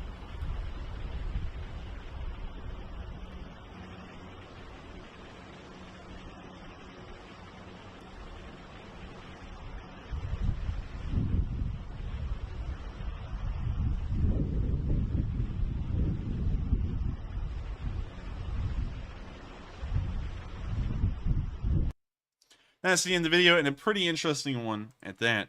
Once again, we've seen the Russian Air Force in operation all over the place, and these could have come from anywhere. The Su-25s, as far as I know, Su-25 range. Let's get a range on those. 466 miles, so they can only travel about 200 miles from their airfield, just to fire off their rockets and then immediately turn around with no loiter time whatsoever. So if we're going off of that, 200-ish miles, they probably... Oh yeah, they couldn't have come from Crimea. They would have had to come from somewhere like Rostov-on-Don, Saky, or... Yeah, that's really it. I mean, like, those are the only airfields that are probably close enough. Or an airfield in Donetsk. Still, interesting to see, and we'll have to see if the Ukrainians do respond with their own Air Force or surface-to-air missile batteries in that area sometime in the future, considering that Russian aircraft do seem to be active there. Moving on further down the line towards the village of Volodymyrivka, we saw the 53rd Mechanized Brigade in action in this area, a rare bit of film, as really nothing ever happens in this specific part of the front line. We gotta mute that, but here's the video.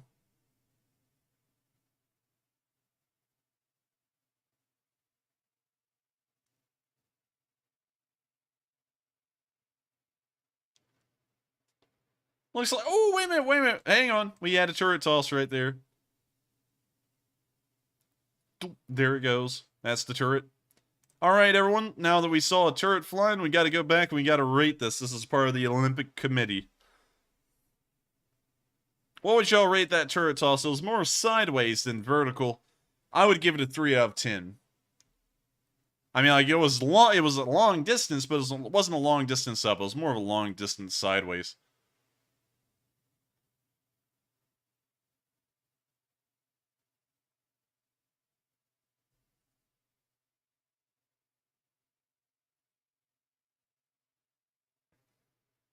And with that, that's the end of the video, and a pretty interesting one to see.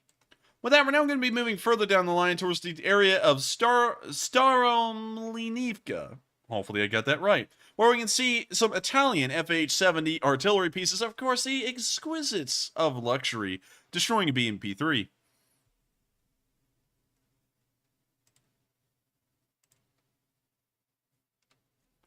The FH-70 uses the exact same caliber of round that all NATO artillery pieces use, which is the 155mm. We can see that they hit something in the tree line as a little mushroom cloud of black smoke billowed up, and here in a second we're going to see if we see the black smoke of death. We do see a fire. It's more of a whiter light smoke. And as it zooms in, we can see that this BMP has broken the golden rule. It's a BMP, yes. It was destroyed, yes. But it was not emitting the black smoke of death. It's like some kind of a light white smoke.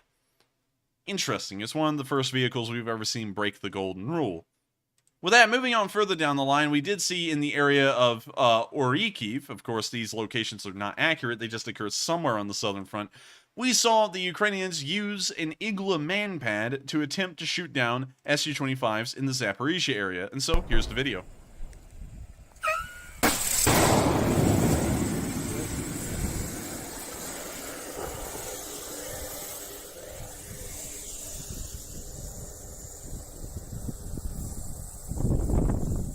Unfortunately, we couldn't see it hit an Su-25, so we really can't confirm if it shot one down. But still, it's the try that counts, I guess you could say.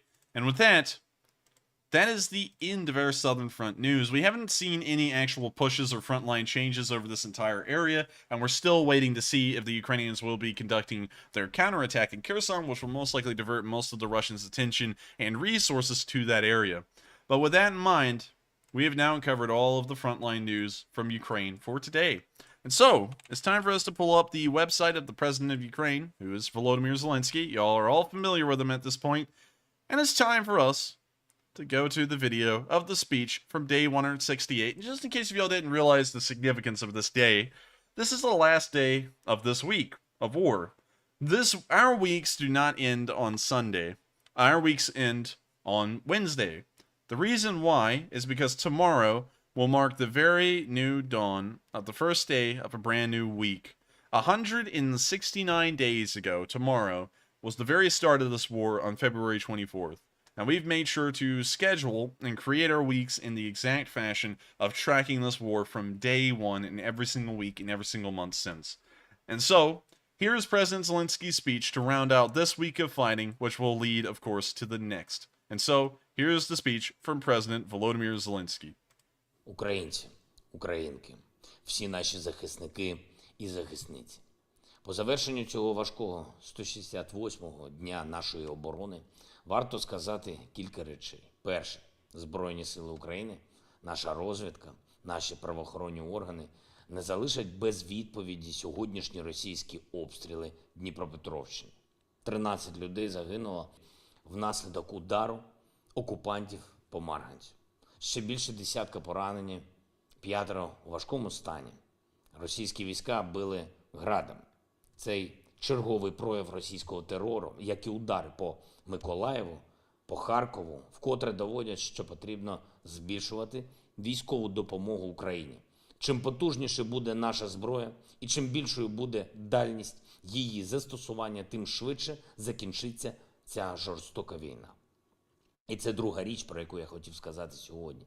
Це питання, яке турбує абсолютно усіх. Коли закінчиться війна? Хтось каже, ще місяці, хтось каже рік, хтось навіть більше. Але питання про час насправді прямо залежить від питання про втрати. Про втрати, яких зазнає Росія. Чим більше буде втрат у окупантів, тим швидше ми зможемо звільнити нашу землю і гарантувати безпеку Україні. Ось про це варто думати. Думати усім, хто захищає нашу державу і допомагає Україні. Як завдати окупантам якнайбільших втрат, щоб менше був час війни. Якщо майже 43 тисячі загиблих російських солдатів не переконують російське керівництво, що їм треба шукати, як вийти з війни, значить потрібно більше боротись, більше результатів, щоб переконати. Тільки за одну минулу добу окупанти втратили 10 бойових літаків, 9 в Криму і ще один на Запорізькому напрямку. Є в окупантів і нові втрати бронетехніки, складів з боєприпасами, логістичних маршрутів. Завтра в Копенгагені починає роботу конференція на рівні міністрів оборони держав-партнерів України. Буде обговорюватись подальша підтримка нашої держави у цій війні, зокрема зброєю. Я вдячний усім нашим партнерам, які розуміють, що тільки забезпеченням програшу Росії на полі бою, тільки російськими втратами військовими, політичними, економічними можна наблизити повернення безпеки для України і для всієї Європи. Чим більше зброї отримує Україна, чим більше військово-технічної і фінансової підтримки, тим швидше і наші люди, і всі європейці знову зможуть відчути спокій і стабільність життя. І третя річ, хочу сказати її саме зараз мешканцям тимчасово окупованої території. Хай би що не обіцяли окупанти, їхня дорога одна – це втеча. В кращому випадку, якщо встигнуть. Ми вигнали російську армію з північних областей. Ми вигнали окупантів з нашого Зміїного. Вони вже відчувають, що настав час тікати з Херсона і загалом з півдня нашої держави. Буде час, коли вони втечуть з Харківщини, з Донбасу, з Криму. І кожен, хто може цьому допомогти, має цьому допомогти. Якщо ви володієте будь-якою важливою інформацією про ворога, будь ласка, повідомляйте її безпечним для себе способом нашим спецслужбам, нашим військовим. Якщо знаєте тих, хто допомагає окупантам чи виправдовує агресію, будь ласка, повідомляйте і про це. Обов'язково допомагайте нашим людям на окупованій території, які залишились самі чи без зв'язку. Говоріть з ними, підтримуйте їх, розповідайте їм про нашу боротьбу і про можливості евакуюватися на вільну територію. Окупанти використовують наших людей для прикриття своїх ударів, як живий щит. Україна поверне усе своє і має зберегти якнайбільше життів. Провів сьогодні кілька важливих нарад, зокрема щодо програми швидкого відновлення звільнених територій. Продовжую створювати нові зв'язки на найвищому рівні з країнами Африки. Сьогодні говорив з президентом Республіки Гана, вчора з президентом Демократичної Республіки Конго. Продовольча безпека, співпраця з міжнародними організаціями, економічні зв'язки – це коло питань, які йдуть в плюс і нашій державі, і африканським країнам. Ввечері підписав черговий указ про нагородження наших захисників. 244 учасника бойових дій відзначені державними нагородами, з них 21 посмертно. Українці мають завжди пам'ятати, що кожен крок нашої армії у цій війні зроблений у жорстоких і тяжких боях. Окупанти нічого не захоплювали без спротиву наших героїв з 24 лютого і нічого не зможуть зберегти. Ми все звільнимо. Вічна слава кожному і кожній, хто воює за нашу державу. Вічна пам'ять усім, хто віддав життя за Україну. Слава Україні! And with that, that is the end of the speech from President Zelenskyy here on day 168 of the news, and that rounds out our entire week's worth of news. Of course, if you would like to access the map you see on stream, there is a link in the description below where you can check out every single bit of video recorded news that we have covered over the past 7 days. I thank you all so much, if you were just here for the news segment, for watching again. We're about to move into the question segment and answer all of the live chat and as many live chat and all of the super chats that we can, and I thank you all so much once again for watching. If you would like, please make sure to hit the like button, as it does help us out a lot. It helps us in the algorithms, which helps us to reach more people, and of course report the news. So if you do enjoy the quality and the effort that we put into trying to report this as best we can, please make sure to help us out as much as you can and slam that like button. And so with that, thank you all so much to everyone who was just watching the news segment for watching once more. And we are now moving on into the question segment, which is Matthew's favorite part because he actually gets to do something rather than just moderate the chat. And so with that, what do we got, Matthew?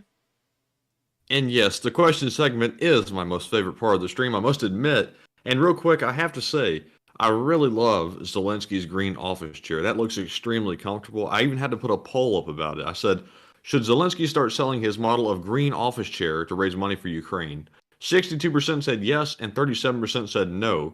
But to be fair, only 419 people voted in it. I did end it a little bit early. There it is. That is a nice looking chair. That is a nice looking chair. And you know, another thing I noticed that no one else did, and I want to address a few things because I saw someone look at this golden pen and say, is that a golden blunt? No, it's not a golden blunt. It's a gold pen.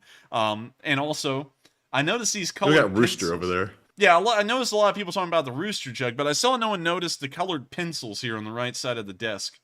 That's something I would do, because I used to have a lot of colored pencils on my desk for a long time. They're gone now, but I was looking at that while everyone was talking about the rooster jug, and I was like, huh, he's got, like, red colored pencils and stuff in here. That was kind of interesting to me. But anyways, it is a pretty cool green chair. Getting back to the chair. And Enforcer, what exactly does his shirt say? I don't know. It looks like it says UA and then SO. UASO. I was trying to figure that out the entire time I was listening to the speech. I cannot figure out what that says for the life of me. I thought maybe it said NATO for a minute, but definitely not. I couldn't really tell you. Hopefully, his shirt says, I think, UASO. That is what I'm saying, but I don't know what that stands for. So strange. So we'll try and figure that out. Hopefully someone has an answer to that in the live chat. And also someone said that's not a rooster. That's got to be a rooster. I mean, like, there's what could it be? You know, it's a chicken at least. It's got to be a rooster. So with that, we are now moving on into the questions. And what do we got, Matthew? All right. And moving into our first super chat of the last segment of questions, we have one from Lars Andrews, who puts in a $22 donation and says, testing this from Australia. Maybe it is working. And yes, Lars, it is working. And thank you very much for your support all the way from Australia. That is really cool. You're from there. We do have quite a few Australian viewers, so welcome to the club. And Enforcer, do you have anything you'd like to add? Yes, I do. I would like to thank you so much for the support. And it is really cool to hear that you're all the way from Australia. That's really cool. Australia is a neat place. A lot of people always joke about everything there is made to kill people. And really, I would have to agree. I mean, like, the Stingrays even killed Steve Irwin. God bless his soul. He was a really nice guy. But you know, Australia is a really interesting place. I would like to go there one day. And I was actually looking at some of y'all's cities on Street View today, like Perth and Melbourne. But one thing that is always blown my mind, and I don't know if a lot of Australians know about this town, is Alice Springs. If you look at Alice Springs, what do you notice about Alice Springs, Matthew? Where's that at now? It's right where my mouse cursor is. I'm actually hovering over the label. This might be dumb, but it looks like a desert. What about it? What about it being in the desert? Do you notice something about, you know, maybe where it is in the country? Northern Territory. All right. You're getting kind of close. It's in the middle of Australia, the dead center of it. You know, you want to know why? Why is that important? Well, I'll tell you why if you'll just listen. I'm just kidding. But the reason why it's in the middle of the desert is because the United States actually needed a listening post where they could intercept Russian radio frequencies without having the threat of sabotage. And so Alice Springs pretty much artificially popped up so that way the United States could build this right here. Literally, this is all that Alice Springs really is there for, is that way the United States can run this pretty much listening post in the middle of Australia without the threat of it being sabotaged or being close enough to anything. Because, you know, if, for example, the Russians or the Chinese were to try and, you know, pretty much get to it, you first have to get all the way through the Australian outback to get there. It's actually a really interesting story. We might make a video on it, because it's actually just a really cool little thing. But anyways, I hope that kind of gives a little bit of information to all of y'all, and I think that's something that Matthew didn't know about, and that's also why it's literally in the geographic dead center of Australia, both north to south and east to west. So with that, thank you once again so much for the support. You actually made me talk about Australia for a little bit, and a lot of our viewers are actually from Australia. And so with that, I hope we were able to address that comment pretty well, and it does work. And with that, we're on to the next one. All right, and moving on, we have a $20 super chat once more from Psyops, who says, let's see some of those awesome Ukrainian tractor divisions. You can't spell Bayraktar without tractor. And I think, Psyops, I think you actually put that in with the other one. I'm not sure if that was a duplicate by accident, but if it wasn't, thank you very much for the support once again. And I'm not sure if maybe the enforcer wants to address it again. And I will have to refer back to my old comment and say, sadly, the tractor divisions seem to have faded into obscurity in the past. Something we'll remember in memory and soul. And so with that, we're on to the next one. Thank you once again for the support. And if that wasn't a duplicate, let us know. And with that, we're on to the next one. All right. And next up, we have another $20 super chat from Psyops once more. And thank you very much for your continued support. And Psyops says, this goes to Matt's Donut Fund only, Enforcer Matt. And thank you. I don't think I have a donut fund, so I appreciate it. I do like donuts quite a bit, and I'm very much in favor of starting a donut fund for Enforcer Matt only, his own selfish donut fund. But yes, thank you very much. I'm just joking, of course. Obviously, it'll go to helping us run the stream. But Psyops, that's very generous of you, and thank you very much. And I hear the Enforcer trying to add something, so I'll be quiet now. Like, yeah, he said that he's trying to add some. I'll be quiet now. But I thank you very much once again for the support, Psyops, and I hate that you cut me out of the donut fund. But then again, Matthew's got to have a donut. And so with that, we're on to the next one. Thank you once again for the support, Psyops. That's like the third time you've supported us tonight. Yes, indeed. And up next, we have quite a few super chats coming in here. I'm trying to keep up with them. But up next, we have a $20 donation from W, who says, Craters show it was a missile strike, but I have to admit, Russian incompetence is a very believable story.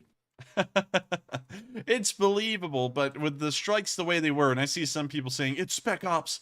If it was special ops, tell me how they made it through the town to the airbase, then walked through the airbase to these three spots, and then managed to detonate massive explosives that weighed hundreds of pounds to create those kinds of craters. I'm not saying it's impossible, I'm just saying it's highly unlikely. And so with that, I hope that does address the comment. And also, I would have to say that the Russian incompetence is a believable thing, but at the same time, I'm fairly certain at this point that they were definitely missile strikes. And so with that, we're on to the next one, and thank you once again for the support. Yes, indeed. And real quick, I'm going to get caught up on the super chats. I think somebody has started a $5 super chat trend because I'm noticing they're all the same amount. So whoever started it, thank you very much. And also thank you to everybody for adding in their support. And I'm just stalling real quick so that way I can catch up. Don't mind me on that. But anyways, now that I've gotten caught up, next up we have a $20 super chat from Sharon Tukolsky, as well as a $20 donation from David Prange. So thank you very much to both of you. I know you've been around forever. We've seen you here, I think, since the very early days, maybe the first month of the war, if I'm correct, Enforcer. And that is true. Sharon Tukolsky has been around forever. I don't know if they've both been around forever, but I know that Sharon's been around forever. I'm sorry if I'm ousting you out of the veteran community, just in case if you have been around forever. But for some reason, it's not ringing a bell to me right now. Let me know if you have been. because I'm kind of on the fence right now. I feel like I've heard your name before, but I don't really know. But I know that Sharon Tukolsky's been around forever, and so I'm gonna throw y'all both in as veterans because I don't want to throw you out of that group in case if you are. I thank y'all both so much for the support because it helps us out a great deal, and of course, as y'all know, because y'all been around forever, it helps us to keep this thing running. And so thank you once again for the support. And also another thing that y'all might be happy to hear is that I finished my last final today, my final of college. Now, some of y'all may be saying, lame, unimportant, move on. And before we move on, I have to explain why this is important. This is freeing up a lot of my time, at least for the next few weeks, to actually work on producing videos, again, outside of the Ukraine war, like we did the government cheese video. And so I'm going to try and work in that direction. This time we're going to try and do it a lot better and get more relevant footage instead of just nothing but stock footage. So hopefully y'all enjoy it, and also we're going to put a lot more work into it all around. So I don't know if we'll only be able to make one video in this period or two, but we're at least going to shoot for one. And so with that, I thank you all so much once again for the support because it helps us to keep on looking into the future like that. And also, it's going to help me probably be able to outsource some of the work that I probably wouldn't be able to do well, like animating, because I have no clue how to do that. And so, thank you to everyone once again, and we are on to the next one.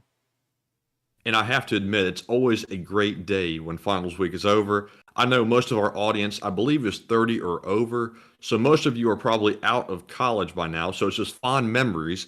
But most of you will remember the good day when finals was finally over. It's a very stressful week, to say the least. But anyways, moving on to the next super chat, we have a $20 donation from White Lightning 777, who is a longtime channel supporter and legend as well, who says, the M48 HIMARS is a bunker buster bomb, isn't it? Could Snake Island also be a possible launch site? Ooh.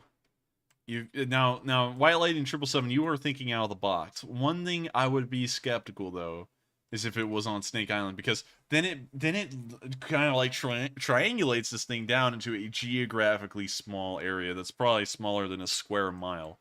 And so I don't know if the Ukrainians would like to put a single HIMARS, which is incredibly expensive and still pretty small in numbers for the Ukrainians right now, on Snake Island, because that might be risky. But then again, I might be wrong. You know, the Ukrainians might be doing something out of the box like that because really they, you know, it's something to help them win the war. So that could be possible. But let's measure the distance from Snake Island to see if that really is a possibility. So Snake Island right there. There's the little dot that makes up Snake Island.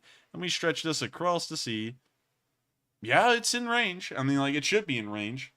So the answer to that is it's possible. I'm just not really sure if it would be likely, though. And so with that, I thank you once again so much for the support, White Lightning 777. I hope that does answer the question in a way. It's possible for sure. It's just that I don't really know if it would really be something that could happen. And so with that, I hope that does answer the question. And we are on to the next one. All right. And up next, we have a $20 super chat from Jay Backwell, who is a channel legend as well.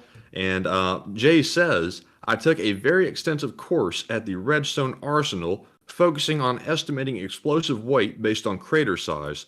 Unfortunately, without knowing width, depth, and soil composition, it's just guesswork. But my guess would be a 500 to 1,000 pound bomb. And Jay, you are totally wrong. I'm just kidding, Jay. Just not to out him or anything, but Jay is actually is pretty much the only fan I've met in person. I hope I didn't out you there, Jay. I hope you're okay with that. But he's a really cool guy, and along with his entire family, they are incredible, over the top. They are very nice, and I'd have to say that it was a pleasure to meet y'all the multiple times. It seems like 2 or 3 times that we've met. But it was great every single time, and it was a very cool memory for me, and I still kind of think of y'all as like my favorite fans pretty much because I've met y'all in person, you know. And of course, and I'm not saying that there's like a hierarchy here or anything. I have a lot of fans that I really do enjoy, like Chumbug72, Hoodoo Texas, Jay, and his whole family. But still, I would have to say, Jay, knowing your background and what you've told me before, I would have to defer to you and say that you are pretty much the in-house expert right now. And even if it is guesswork, it's probably the closest amount, the best guesstimate of guesswork that we have. So I would have to agree with you and just side on, you know, the expertise that you have, that I know you have, and say that was probably around 500 to 1,000 pounds, which would put it in the range. of either an ATACMS, although that would be getting a little bit out of that range, or a Grom, a Grom or Hrim, which would be exactly at the threshold of the largest explosive possible. So with that, I thank you so much once again for the support, Jay Bagwell. If you're still watching, thank you once again for being such a wonderful a friend, and not just a friend, but also a viewer, because it was really cool to meet y'all in person again. I'm not going to go on about that. You already know. And I just thank you so much once again for being a part of this little community and being such a wonderful person, along with the rest of your family, because I know they're probably watching. And so with that, we're on to the next one. And thank you once again for the support. And up next, we have a $20 super chat from David Prange once again, who says, Enforcer Matt, and actually the Enforcer, please list all types of mobile artillery units provided by NATO, Sweden, and Finland. Oh, yikes. That's going to be a pretty extensive list, and I will try and do it off the top of my head, so it might be missing a few, but allow me to try. Panzerhaubitze 2000, M777s, HIMARS, M270s, M109A3s, L119s, Caesar SPGs. Let me think. What else? No Abbotts. They don't have Abbotts. Man, I'm trying to think. I think that's about all of them. I know I'm missing some. The FH-70, there's one that I forgot about right there. The Dana SPGs. We also know about some. Now that's all of the ones I can think off of the top of my head right now. But I might be missing a few. So if I am, just make sure to mention them in the live chat. I'm trying to rake my brain right now to think of all of them, because while I know that a lot of them have been the crab, I see a lot of people saying the crab, the peon. I think it's a couple of peons have been sent by Slovakia. Let's see what else has been sent. I know I'm forgetting a lot right now. S2000. Oh, we already got that one. Wait a minute, no. The S2000. The S2000 I think is Swedish, I believe. S2000. SPG, not the Honda. That's also a really nice car too. Let's go back and look. Yeah, I mean, I guess for some. That's a collector's car. Many people will know if you're in the car community. That's a legend of a car. So unfortunately, I cannot find the S2000 on a quick search. But I think we got all of them right there, because I only see the crab being given as the other one I've missed. So with that, I hope that does answer the question, and I thank you once again for the support, and I hope that the list was somewhat accurate. We may be missing a few, but that's about all of them, the larger ticket ones that we know have been sent over. And so with that, we are on to the next one, and thank you once again for the support. And up next, we have yet another $20 super chat from PsyOps, who says, is it possible to send my student debt to Russia? If so, it would finish off the economy. How is the Ukrainian ammo crate house coming along? Well, to say that if the student loans could be transferred to Russia, yes, they would crush the Russians. I mean, like their economy, I think. Let's pull that up. How much student debt is owed in the U.S.? Jeez! Yeah, that's actually bigger than the literal GDP of the Russian Federation for a single year. Right now, the GDP Russia, as of 2020, their GDP was 1.48 trillion. The amount of student debt owed as of 2022 is 1.6 trillion. It kind of puts into perspective how big the American economy is that something as I guess it's not economically insignificant, but still it's not a major portion of our moving economy, and that the debt in that one field can be 1.6 trillion. So, and it also tells you that higher education is absolutely ripping us off. And I would have to say that too. Not to get into that. That's a discussion for a whole other time. But yes, it's kind of a rip-off scheme, because I'm in college and I can tell you firsthand, for the most part, I don't really feel like we're getting a lot out of it. That's just my opinion. But anyways, with that, we're going to move on. Wait a minute, reread the second part of that question beyond the student debt part, so that way I can make sure to answer it. So the second part was, how is the Ukrainian ammo crate house coming along?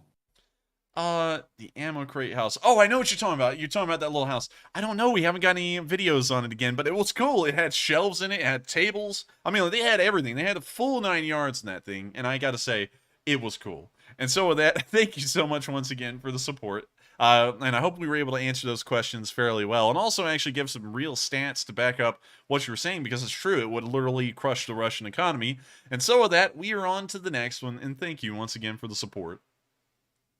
And next up, we have a $20 super chat from FatWong36, who's also been around for quite a long time, who says, to claim hacker is a retreat within one's government, lame. To praise an excuse to save face is deplorable. The anguish carries weight. Interesting. Can you reread that again for me, Matthew, so that way I can process it? He said, to claim hacker is a retreat within one's government, lame. To praise an excuse to save face is deplorable. The anguish carries weight. And how do you take that message, Matthew? Hacker. So I'm assuming he means hacker in the literal term, as in like a computer hacker. I'm not really sure, to be totally honest. Unfortunately, Fat Wong, I hate to say it, but I don't think we'll be able to answer that question. Well, we won't be able to respond to that too well. I will try though. And I would have to largely agree if I'm thinking about the same thing you're saying about the Russians. I would have to say it's somewhat true. But then again, I'm not really sure exactly what it's referencing. But I thank you very much once again for the support. And I hope we were able to answer it a little bit. If you would like to clarify it in the live chat, we will circle back to it. But for now, unfortunately, I think that's the best we'll be able to do. And so I hope we were able to answer that fairly well. And thank you once again for the support. And with that, we are on to the next one. I actually see some people commenting on college. And some people are saying one thing or another about college. Of course, if I say one of the things people are saying is getting political, but one thing I will say is that I feel like college is largely a waste of money, because you go through high school and you go through required courses in high school, like U.S. history and math and stuff like that. You get to college and you think that'll all be done with. You'll be able to focus on exactly what you want to do. And then they have core requirements for all of the degrees that are literally the exact same thing you did in high school, like U.S. history and math, like basic high school math. And I'm just sitting here and I'm just wondering, why am I paying thousands of dollars for classes I've already taken in high school and I'm now taking a second time? And then when you move on from that, sometimes into the more advanced classes. I mean, like some of them, though, I'm not saying this is all of them. Some of them have really been insightful and interesting. I just got done with one class this semester that I found really interesting. I won't say which, though, but it was really interesting. But a lot of them, it's like surface level. And I'm just, and since I'm a history major, I'll be sitting there and watching and reading stuff that I have to watch and read about it. And I'll be like, well, I kind of already knew this. And I don't know if that's just me being a huge history buff, and so there's really nothing more to reap from it. But, I'm always just sitting there like, well, why in the world am I taking this class? It's just kind of for the piece of paper at this point. But anyways, we're going to move off of that and on to the next one. And also, Enforcer, Fat Wong 36 put in some clarification and said it's Russia making excuses. Oh, yes, I would have to agree with that. The Russians make a lot of excuses, and they're just so see-through. I mean, there's not really a lot to comment to. Y'all have all been here and seen it. And I know you've seen it, Fat Wong. You've been around forever. And it's crazy to see how many excuses and how many lies they'll come up with, and how they'll even do cheap things like editing videos in a certain way to make it look like they inflicted losses on the Ukrainians that they really didn't. And so with that, I thank you so much for the support once again. I hope we were able to answer that a little bit better. And with that, we are on to the next one. And I just have to say really quickly, I saw John R. put in the live chat that a college degree is a signal for the employer. It's screening criteria. And yes, John, I agree with you 100%. I'm not going to harp on it too long, but basically a college degree is not about learning much of anything really. It's just about going through the process to let a future employer know that you were able to jump through the hoops and that they think you're worthy to work for that company. So yes, I agree with you totally, John. But anyways, moving on to our next super chat, we have another $20 super chat from Psyops, who says, has there been any developments with the buildup of troops near Kaliningrad? Has there been any buildup of troops near Kaliningrad? From NATO or Russia? He doesn't specify. Interesting. If we're talking about NATO, we haven't heard of a troop buildup at Kaliningrad. We have heard about a troop buildup months ago. We're not even sure if it's still standing at this point on the eastern border of Poland with Belarus, but we haven't heard about any troop buildups from any side in Kaliningrad. We know that the Russians were playing war games there about a month ago at this point, but beyond that, it seems like a decent amount of them may have left, and it was just a short-term thing, or they may still be there. We don't really have a lot of information to work off of. But I would like to address something in the chat I did see, and because this was a pretty interesting comment on college, and I would just like to make sure to address it.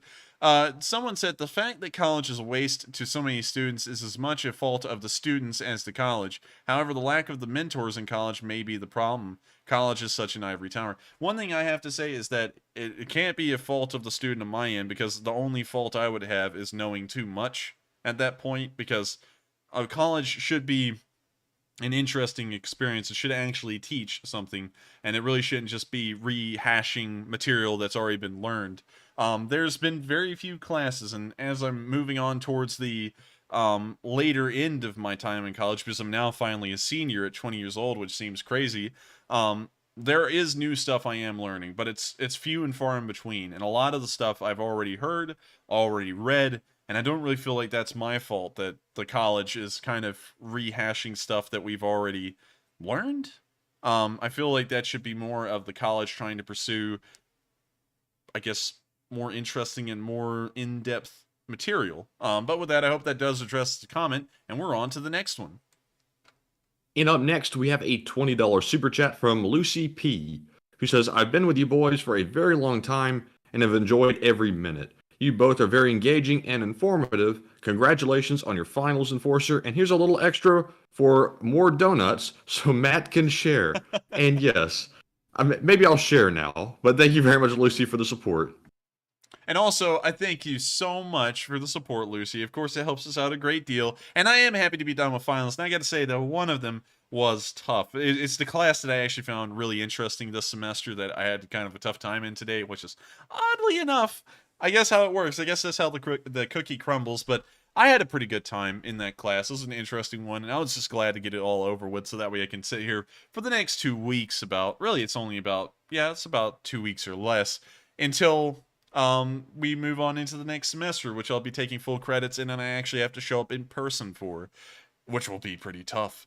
But with that, thank you so much once again for the support, Lucy P, and I'm sure Matthew will share the donuts with me. I don't know if we're getting Krispy Kreme. We're kind of the, if I can make a joke about a certain group of people, we're kind of those craft beer kind of donut connoisseurs. Like, we can't just get the brand stuff like Krispy Kreme. It's got to be like some mom and pop shop kind of donut shop, because they make the best donuts. You can't have one that's too sweet, and you can't have one that's too packed. It's got to be airy, and it's got to be a little salty. Like, not salty, but you get it, like that yeast kind of flavor that a real donut's supposed to have. So we'll make sure to get some, and if we can, we'll try and share them with you too. And so thank you once again for the support, and with that, we're on to the next one.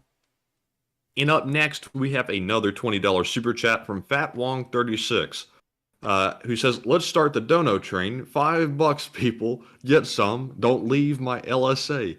And Fat Wong is actually the one that started that dono train. I knew that somebody started it because I saw like 10 $5 donations come in at the same time, and it overwhelmed me for a minute. So, Fat Wong, you get the credit. And I was sitting there watching that, and what I was thinking in my head was, oh god, we're going to have a lot of super chats to address, and loads of them. And also, it's going to be a huge nightmare for you to manage behind the scenes, because I was like, oh, it's like, that's a lot. But I thank you very much for the support, Fat Wong, and also starting off that chain. Of course, we're going to address everyone's super chats. It doesn't matter how big or how small they are. We always address every single one of them.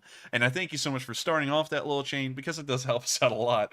And so with that, I hope we were able to address that one. And thank you once again for the support. And with that, y'all, I know y'all love hearing that one. So make sure, if you're playing the drinking game still 168 days in, take a sip. We are on to the next one. And up next, we have another $20 super chat from Psyops, who says, yeah, it was a duplicate message. Sorry. And that is good to know, Psyops. And he put in a whole nother $20 super chat to tell us that. And Psyops, I gotta say, it's pretty funny. And sometimes people do that. I mean, like, that's not That's not the intent, but it's still kind of funny in a way. So I got to thank you so much once again for the support, Psyops, for helping us out. And it's okay if it was a duplicate. Of course, we thank you so much for the support, and we're glad we were able to answer it the first time and, you know, just give you a fairly good answer. And so thank you once again for the support. And make sure to force donuts down Matthew's face, or else. Well, I'm not a violent person in making people eat, but I'll have to make sure that he does eat them, considering people are very adamant about it. And so with that, I hope that does address the comment. And with that, we're on to the next one. And moving on, we have another $20 super chat from Fat Wong 36, who says, thanks for keeping us informed. Something to be said about a selfless individual surrounded by encouragement. Thanks, guys. And thank you so much for the support and the kind words. It's a wonderful thing to hear, and we try our best to report the news as best as we can. And of course, I have Ukrainian bias, but I always try and make sure, well, I'm a pro-Ukraine, you know, that's definitely Ukrainian bias. But we always try and make sure that the analysis is balanced and it's actually reflective of what's going on. And I'm glad that you do appreciate that. And I'm glad that you do enjoy my nature of saying that I can be wrong, because I am wrong sometimes, you know, not all the time. I'm correct most of the time. We try and back up our information as best as we can, and also have experience or at least historical precedent to say things. So I'm glad that you do enjoy it, and I'm glad that you are appreciative of me sometimes just stepping back and saying, you know what, I was wrong, we'll change that one because it's not necessarily accurate. And so with that, I hope that does address the comment, and thank you once again for the support, Fat Wong. You've helped us out so much, and of course it's nice to hear kind words. And so with that, we are on to the next one. And up next, I want to give a shout out to RotorMax for putting in a $20 donation to the channel without a comment. But RotorMax, thank you very much for your support of the channel. And I can't remember, I think RotorMax said in the live chat separately, thank you very much for your dedication. So thank you very much for the kind words. And Enforcer is going to add in a few words as well. And of course, if you did say thank you for the dedication, I thank you so much for enjoying it.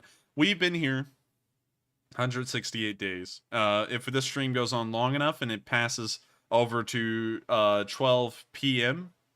No, that's 12 a.m. I actually got that confused this amount. Well, that's a whole other story for a whole other time. Anyways, it's something that I guess should be marveled at in a way. I kind of just feel like this has become my job at this point to cover the war. But we've been here for 168 days. Specifically me. Matthew joined in around 30 days in. But I've been here since day one. And honestly, for Matthew to have been here for 130 days is impressive in its own right as well. So everyone give Matthew a huge round of applause for being here every single night so far, covering the news along with me and gathering up the questions and keeping the live chat amicable. Because that is a huge chore and a huge task. And of course, he's been here doing it every single day without question. And of course, I thank you so much for enjoying it, because it's a high honor to know that people do enjoy our content. And to speak of an encounter I had today, I was actually at a store, and I was talking to someone working there behind the counter, and they told me that they were pro-Russian, and they had actually watched my channel. And they said that even though they were pro-Russian, they enjoyed the content and the delivery of how we covered the news. And I actually, you know, while we do have a difference of opinion there, I found it pretty respectable and very nice that he said that he did enjoy the way we covered the news, because we try our best. And I'm glad that regardless, you know, of course there are crazy people out there who threaten to kill us and stuff over this. There's a lot of people out there who can just appreciate the news side of things, and I honestly think that was very commendable of the guy, that even though he disagreed with my stance, you know, he still appreciated how we covered the news. And so with that, I hope that does address the comment, and thank you once again for the support. And with that, we're on to the next one. All right, and moving on, we have a $20 super chat from Wookie KS, who says, greetings from the Heartland. How much has modern technology removed the fog of war?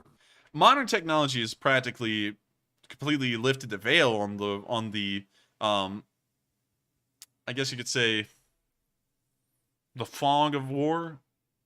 I guess that would be the best way to say it, because when US satellites are able to fly over anywhere in the world and pretty much get a up-to-date, I guess you could say, message on what's going on every 15 minutes and take pictures of literally the whole country, there's really no fog of war. So in that regard, and I see a lot of people saying comments about what I just said. I'll touch on that in a minute. There's really no fog of war, because you can see exactly where everything is every 15 minutes or so. So to answer that, at least in the aspect of satellites, it completely removed the I guess you could say, entire... Yeah, the fog of war, I guess is the best way to say it. For some reason, my brain's not working right here.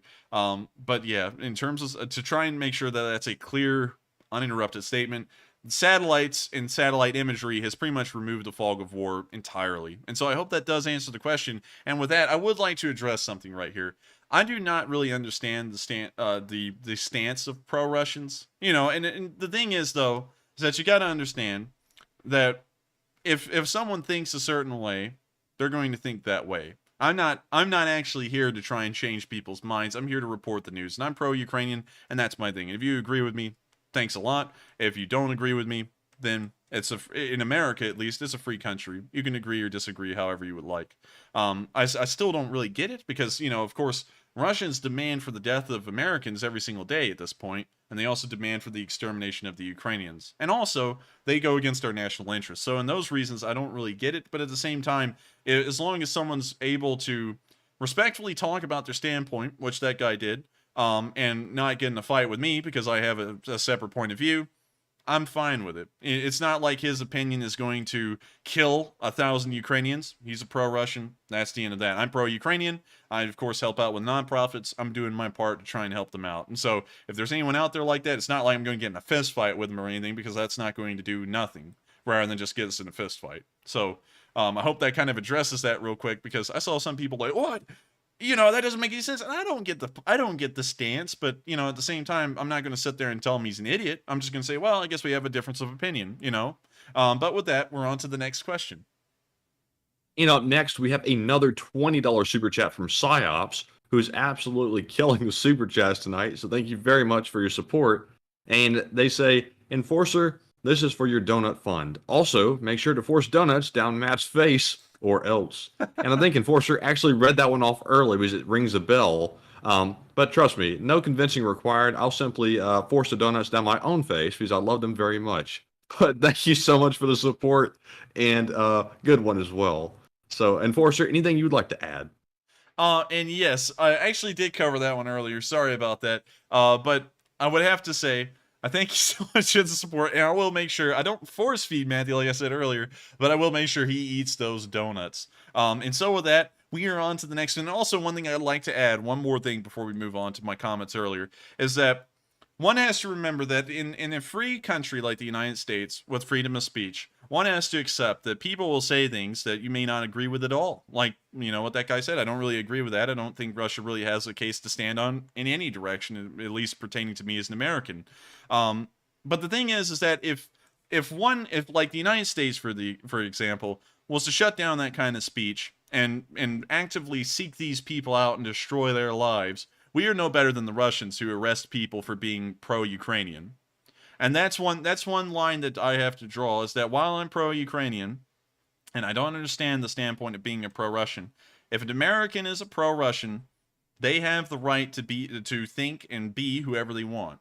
That's a right that you have as an American, and, you know, as a duty of care to the guy, I'm not going to say where he was or who he is or anything like that. He has his opinion. It will be the way it is, and nothing will change that. And really, no one's going to change my opinion on Ukraine ever, because I have friends over there, I know people there, and I think they're in the right. And also, it's in America's interest that we support Ukraine.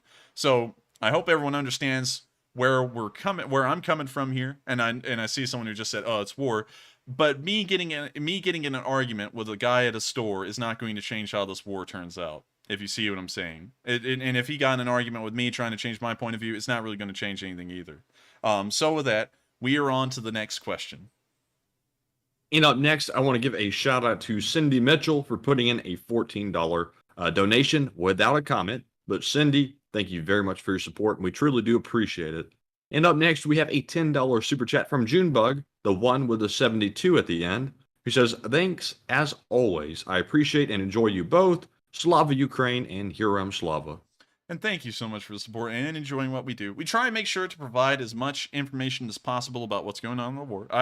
This almost feels like a milled out response. I thank you so much for the support. We do our best, and I thank you so much for enjoying it and helping us to keep on going.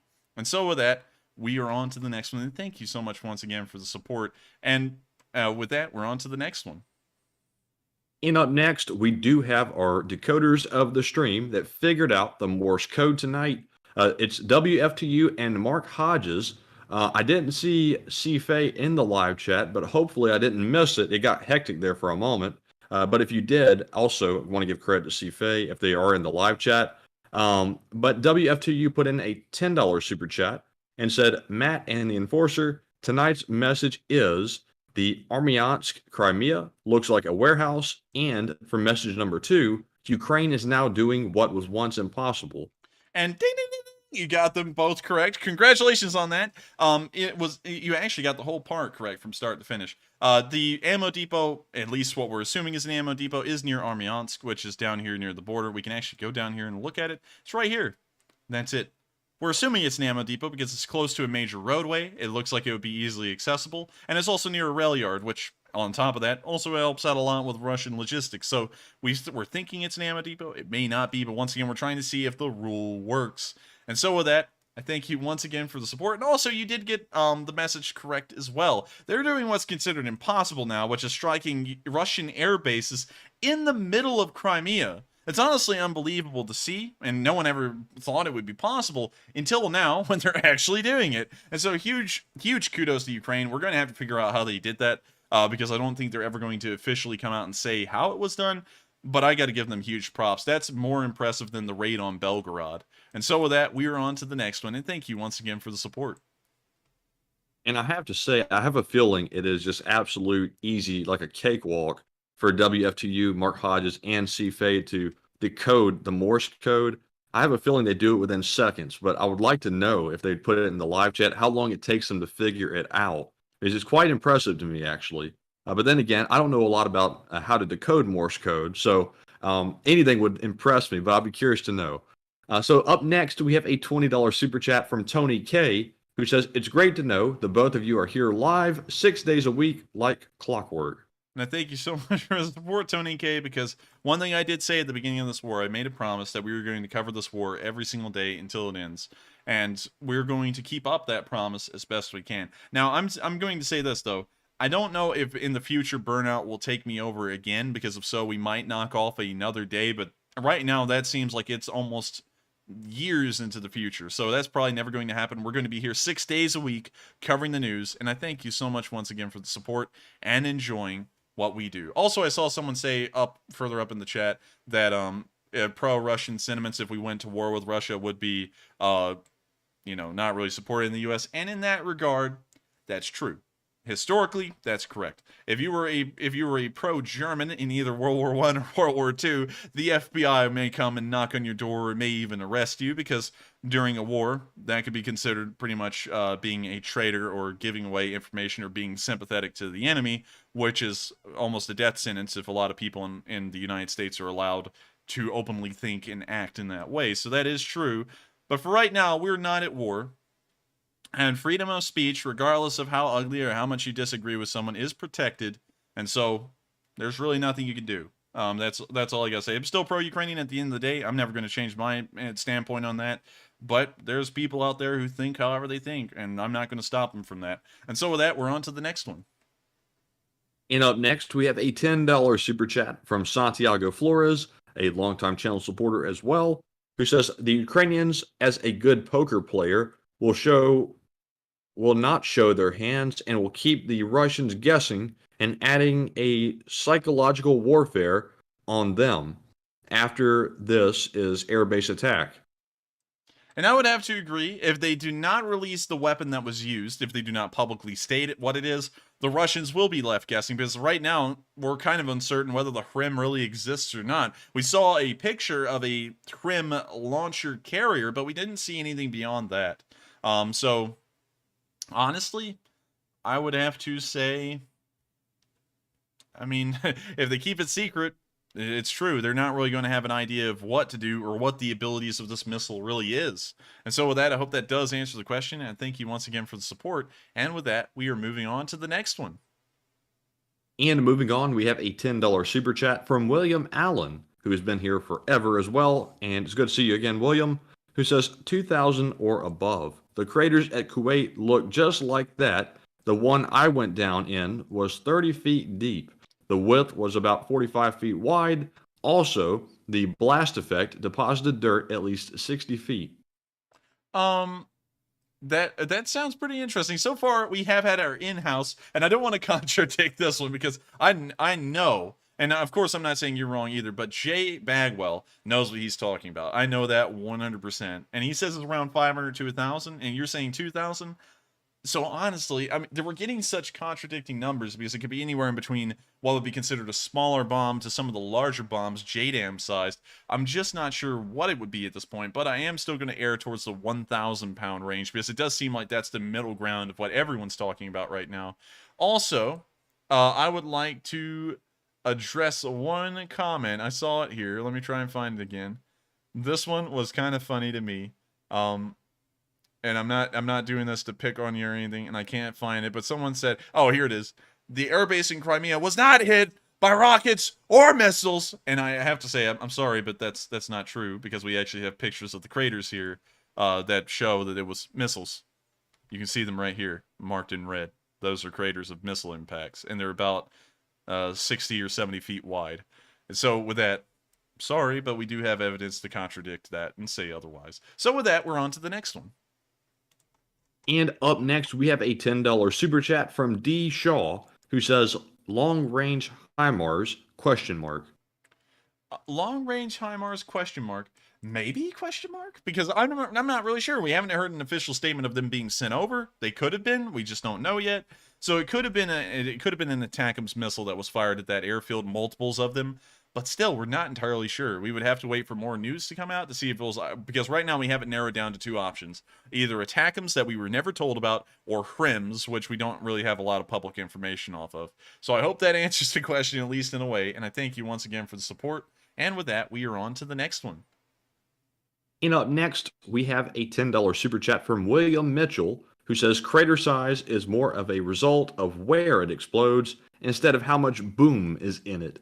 I can make a bigger crater with a 40-pound cratering charge if I punch down with a shape charge to dig a post hole. That's a pretty good point, but one thing we do have to back that up with is that these craters had to have been made by a large bomb, because we can see here in this video, when these missiles explode, right here, the explosions are massive. And so based off of that alone, I would have to assume, based off of my layman knowledge of explosives, that it would have to have been significantly large, like a 1,000-pound bomb. So with that, I hope that does answer the comment. That's a good point, though. It's a great point. But so far, all of our video evidence is showing, just based off of the size of the explosion alone, it had to have been larger. And with that, we're on to the next one. Thank you once again for the support. And just as a heads up to everyone, we have about 25 live chats, or excuse me, 25 super chats left until we get to our live chat questions. And we also have quite a few really good live chat questions. So be sure to stick around, and it's very possible we can get around to answering yours if you put one in. So next up in the super chats, we have a $10 donation from WL, who does not leave a comment. But WL, thank you very much for your support to the channel, and we appreciate you very much. And up next, we have another $10 super chat from William Allen, who says, the mission report must not have been 2,000. That's okay, because I have a picture of me at the bottom of the crater. It's still awesome. There was an English lightning on a pylon next to it in covered dirt. No way. No, that's cool. If y'all don't know about the English Electric Lightning, it's a really cool plane. I suggest y'all pull it up and check it out. But I gotta say, I don't mean to contradict everyone's experience, because right now we have a lot of people that, you know, like Jay Bagwell, who has a lot of experience with explosives. We also have like pretty much everyone who's ever been in an actual combat zone, or with Jay Bagwell in his certain field, which I will not mention. But we're getting a lot of contradicting information about the size of this bomb, because some people are saying maybe 500 pounds, maybe 1,000, and maybe 2,000. But still, that's really cool to know that you're standing at the bottom of a crater of a bomb, because not a lot of people get to do that. And also, it's really cool that it was right by an English Electric Lightning. And so with that, thank you once again for the support and sharing that little story with us. And I bet that picture is probably one of your prized, I guess you could say, photos on the wall, because it would be to me if I was able to do that. And so with that, we are on to the next one, and thank you once again for the support. Yes, indeed. And up next, we have a $10 super chat from Paul Naughton, who says the Mark 84 is a 2,000-pound bomb that generates a 50-foot crater. Only a bunch of airdrop bombs can deliver the damage shown. No known missile has enough high explosives to crater like that. Only guided bombs do. Interesting point. Then again, we did look, though, and according to explosive yields, the weight of the warheads alone, the HIM or the ATACMS does have the explosive yield just around that area to be able to cause those kinds of craters. But I will take your information under advisement. It may have been also a guided bomb as well, but we don't really know of any Russian, Soviet-made aircraft that could have delivered a bomb like that, at least of that size. And so with that, I hope that does answer the question. I'll answer the comment in a way, and I thank you once again for the support. And with that, we are on to the next one. All right, and up next, we have a $20 super chat from the strategist 777, who says, just doing my part to keep this going. I haven't been able to watch live recently, and you both do a great job. And strategist, it is great that you were able to catch us live once again, and thank you very much for the kind words. And also, thank you very much, the strategist 777, for supporting the channel. And also, thank you so much, once again, like Matthew said, for the kind words, because it does mean a lot to us to hear that a lot of people enjoy what we do and like how we cover the news. Because, you know, I mean, I would hate to know that we got on here and everyone just hated it. And so I'm always happy to hear that people are enjoying it. So thank you so much once again for, you know, the support and also the kind words. For some reason, my brain's going into blockages tonight. I might have a blood clot up there somewhere. We'll find that out later. So thank you once again, and we're on to the next one. And real quick, I know I'm going out of order just a little bit, but I'm going to cover a $5 super chat that FatWong36 just put in, who said, I'm going to leave something in Discord later, my friends. And good night to you, Fat Wong, and I will see you over in the Discord. And also thank you for the support once again. And to anybody else in the live chat that wants to join the Discord, we do have a link down in the description. We have quite a few of the Leaf Spring Army members already over there, and you can always get in contact with all of our members over there in the Discord. So I believe we also have a Discord mod in the live chat. I think Susie is still here in the chat, and I'm sure she'll pop up in just a moment when she hears me say that.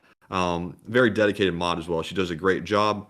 But I'm going to let the enforcer weigh in on that if he wants to as well. Yes, and I do have to say good night, Fat Wong. It's been wonderful to have you on stream, and I hope you've enjoyed it. And if you do throw something over to me on Discord, I will look at it. I know, just in case if any of y'all message me on Discord, I know that the answers always seem short. I always say something like interesting, or I'll look into it, or I'll add it to something.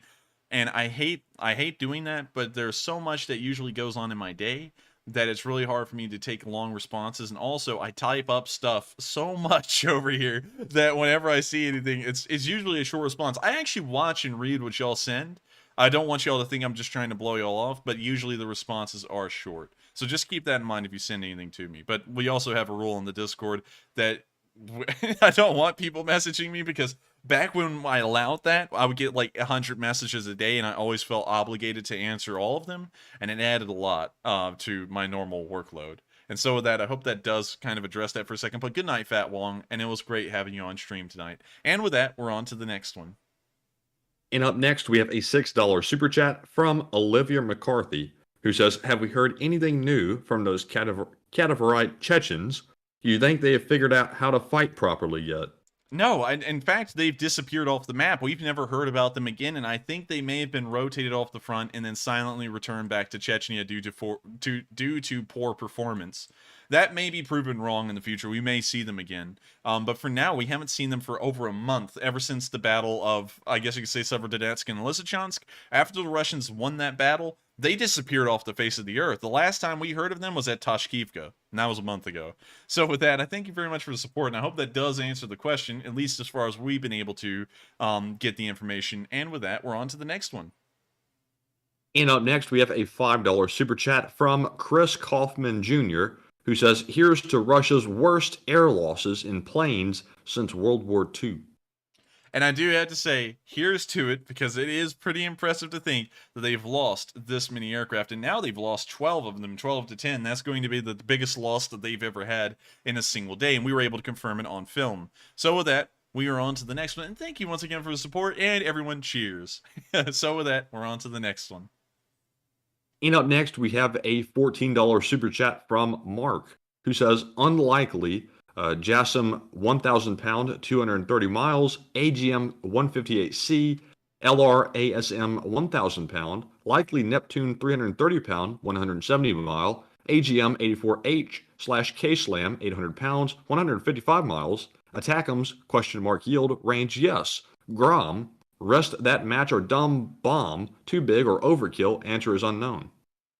And I thank you very much for the support, Mark. And I do have to say, out of all those options, they are viable. Each one that you just listed off does have the range and the yield to create those kinds of craters and the explosions we saw on film. But once again, like you said, the answer is unknown. We don't really know what it is, and we're still trying to figure that out right now. So with that, I thank you so much for the support and giving us a lot of options. We now have a list to work with. And the Neptune is something that we haven't really included, but I've heard a lot of people saying that it is an option, and I would have to say, not knowing a lot about the Neptune being used as a surface-to-surface missile against ground targets, it may be usable. And so with that, I thank you once again for support. I hope we were able to answer that question. And with that, we're on to the next one. And up next, we have a $20 super chat from Landar, who says, the Russians had large-scale bombs stored on site. The craters match up with where the bombs were stored in the buildings near the planes. Overlay the before and after, and the craters line up to the weapons storehouses. So let's take a look at that real quick, just to make sure. So, here's a satellite picture taken hours before the attack. Here's where the meteorites were. Well, not the meteorites.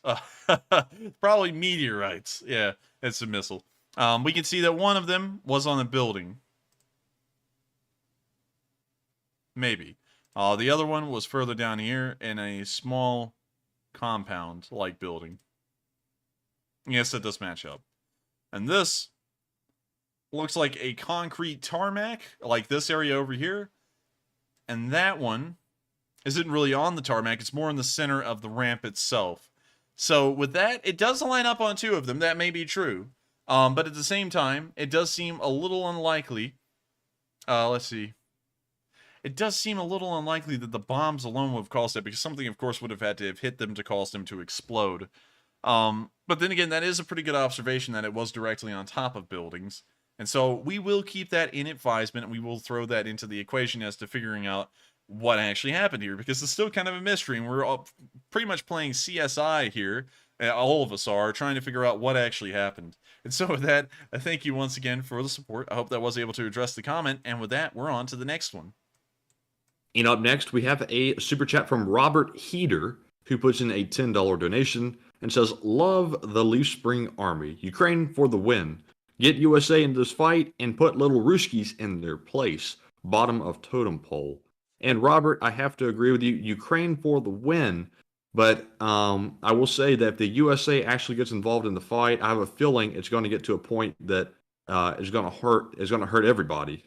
And I would have to agree with Matthew there. That's actually a pretty good observation. And that's pretty much what I've been saying the whole time. But I would have to say, if the United States got into this fight, no question at all. I mean, the Russian army can't even fight the Ukrainians.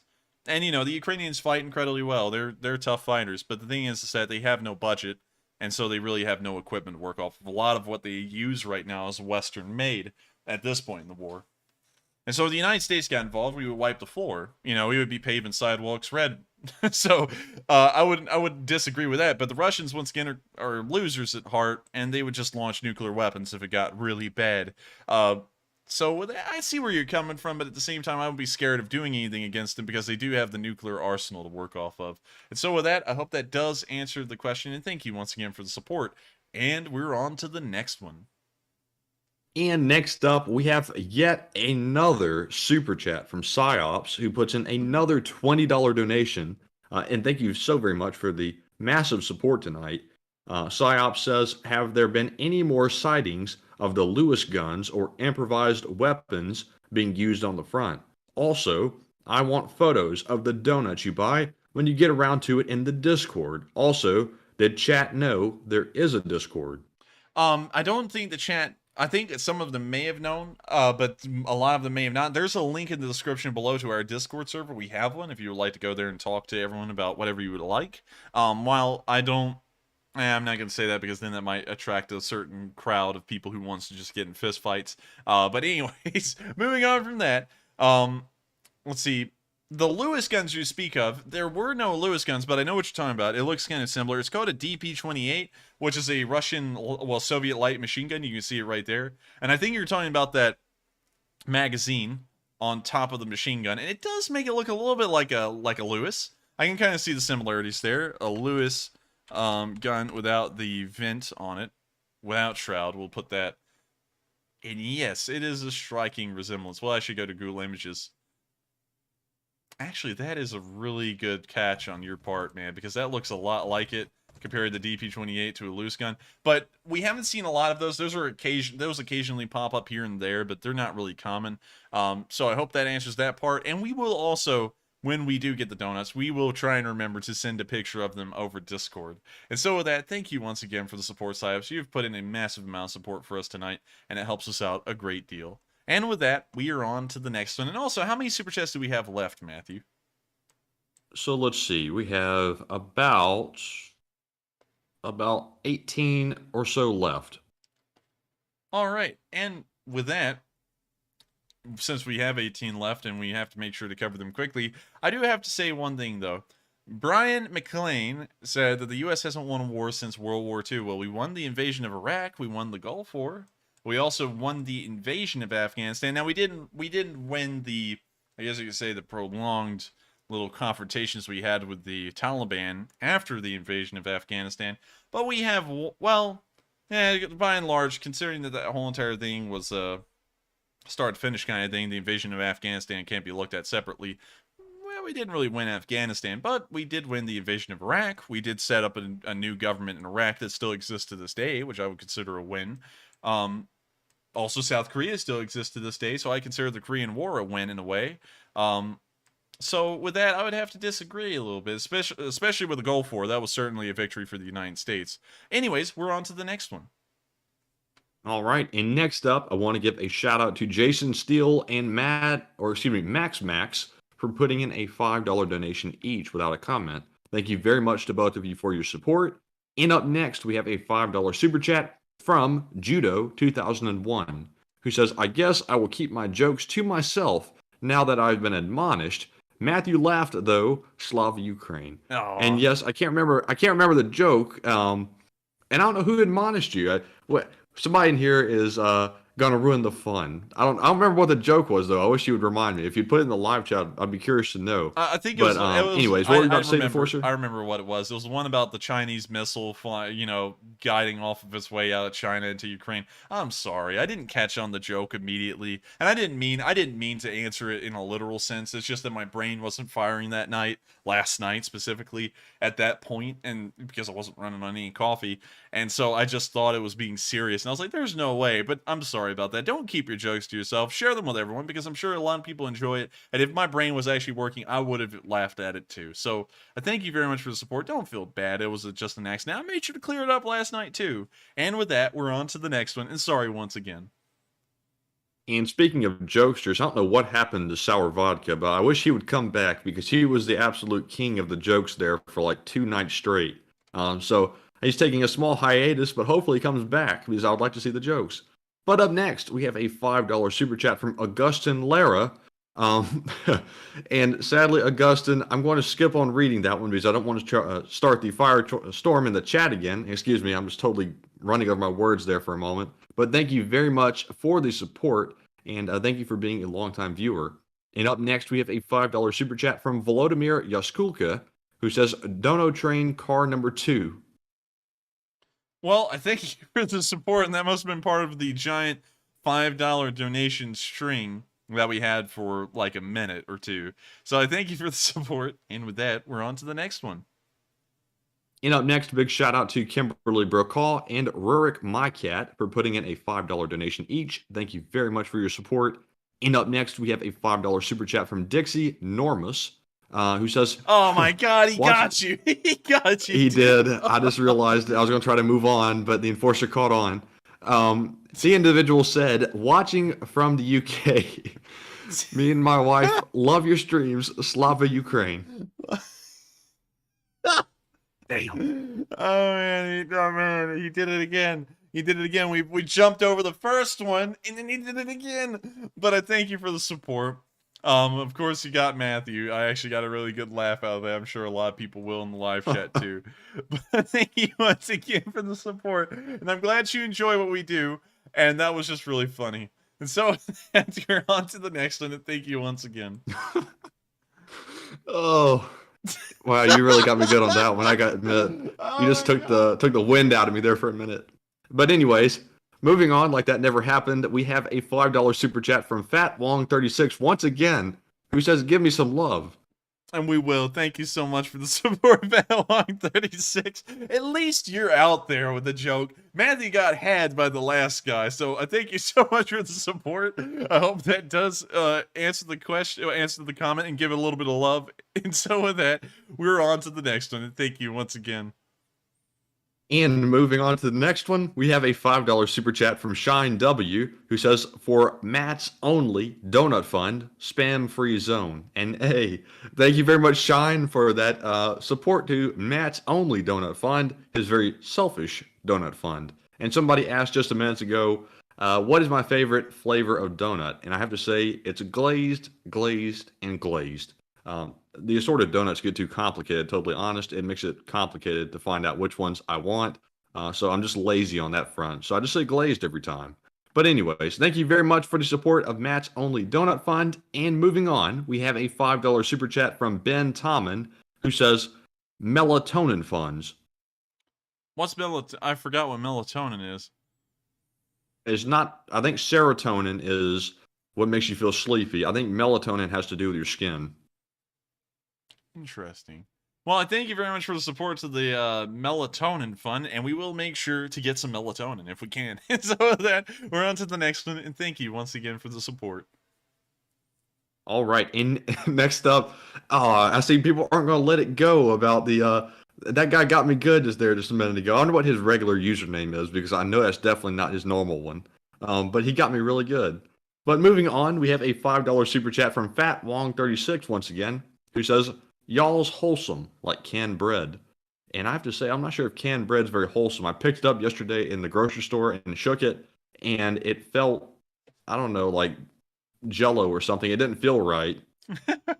Well, thank you so much for the support once again, Fat Wong, and we will make sure to be as wholesome as canned bread. And with that, we're on to the next one, and thank you once again. All right, and up next, we have a $5 super chat from Sweaty Chungus, who says to custard fill maple bars with crumbled bacon. Custard filled maple bars with bacon? I think he's talking about a donut, and if that is a donut, that's wild. That sounds delicious, actually. We'll have to see if we can ever find one of those and try it. So with that, I thank you once again for the support. And with that, what in the world is this? I just saw this. George, I'm not going to say your last name, but U.S. hasn't won a war since 1776. They arrived late in World War I and World War II as part of an Allied force. Korea the same. An ally in Gulf I and II, but did win the Grenada War without assistance. The UK has. Okay, I mean, listen, that's totally wrong. That's just wrong. The United States, the federal government, won the Civil War. They won the Spanish-American War.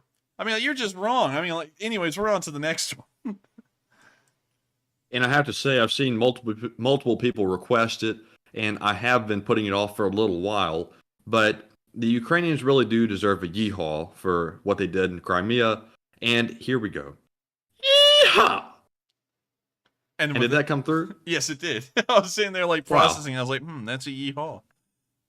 All right. And up next, we have a $5 super chat from Psyops, who says, "Quick, everyone, send donut donos, choo-choo donut train."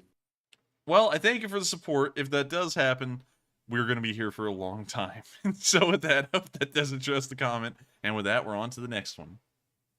And next up, we have a $5 super chat from Bella Scythe, who says, "This is 3.3. There is no war in Ba Sing Se.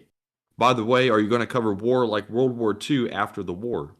We will cover wars after the war. We may cover historical ones, not day by day though, because this is a massive undertaking, and I would like to eventually go to more so videos and live streams. You know, weekly. There would be weekly live streams, maybe 2 or 3 of them a week. But I would like to have more time where I can actually do things in the afternoon, like go eat dinner if I would like, because I haven't been able to do that for 6 months. And, you know, that pretty much holds back my entire family from doing anything because, you know, we all like to do stuff as a group.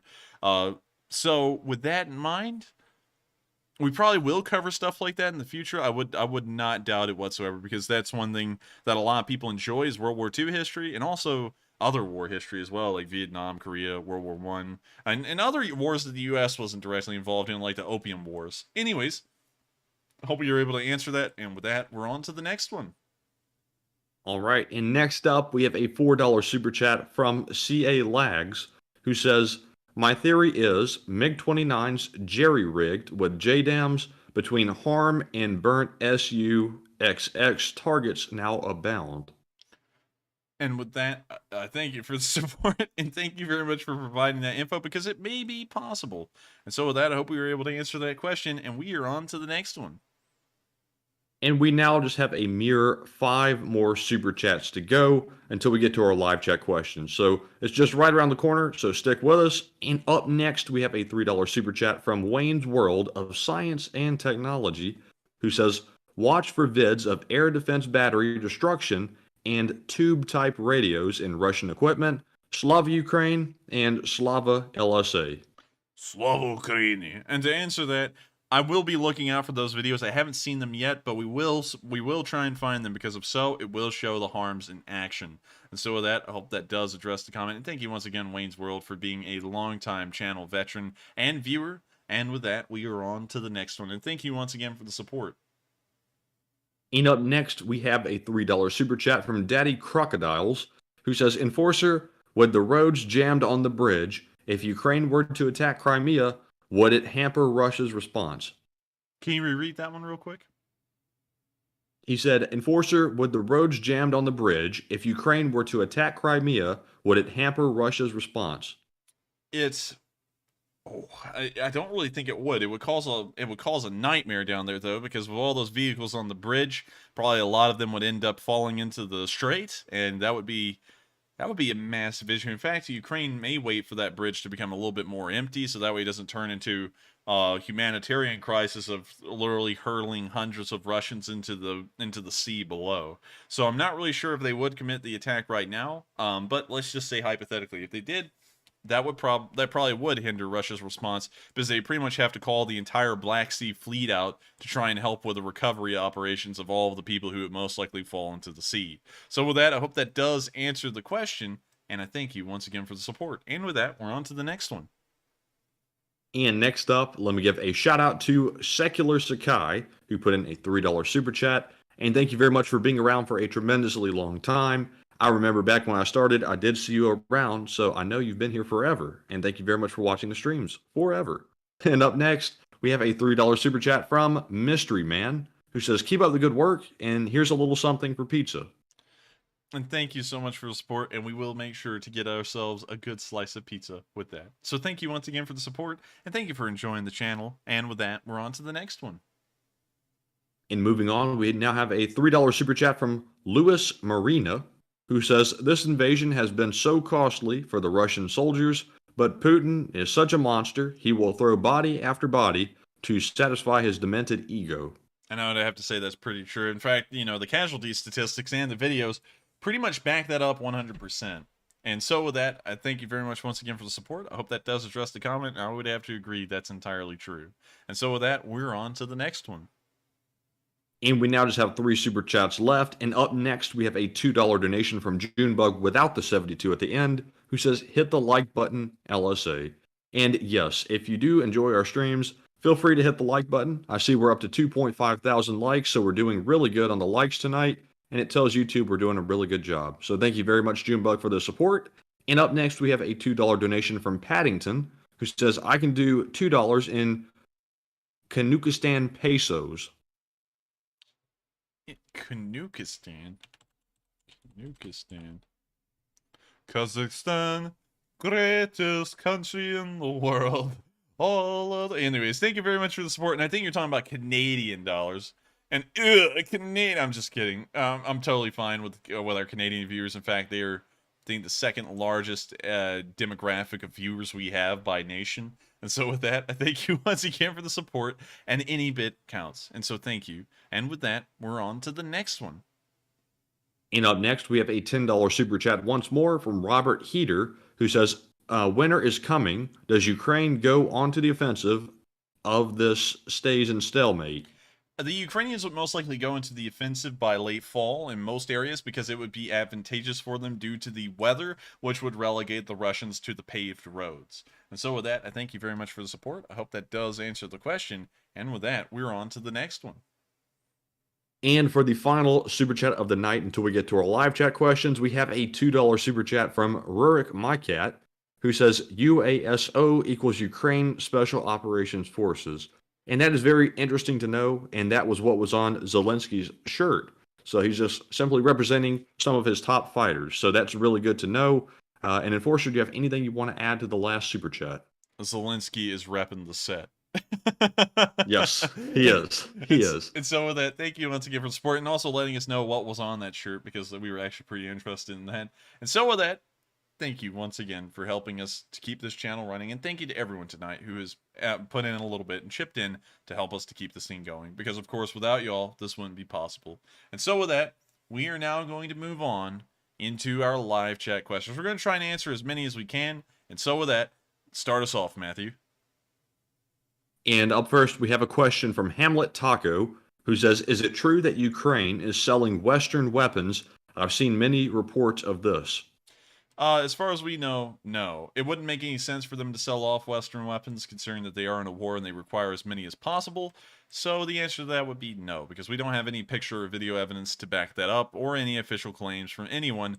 And the best we have is a trust me bro. I've seen it before, and it's a trust me bro, and so-and-so said, that so-and-so said, that so-and-so said, and he had no information to back it up that happened, and we don't have any backup for it. So with that, I hope that does answer the question, and we're on to the next one.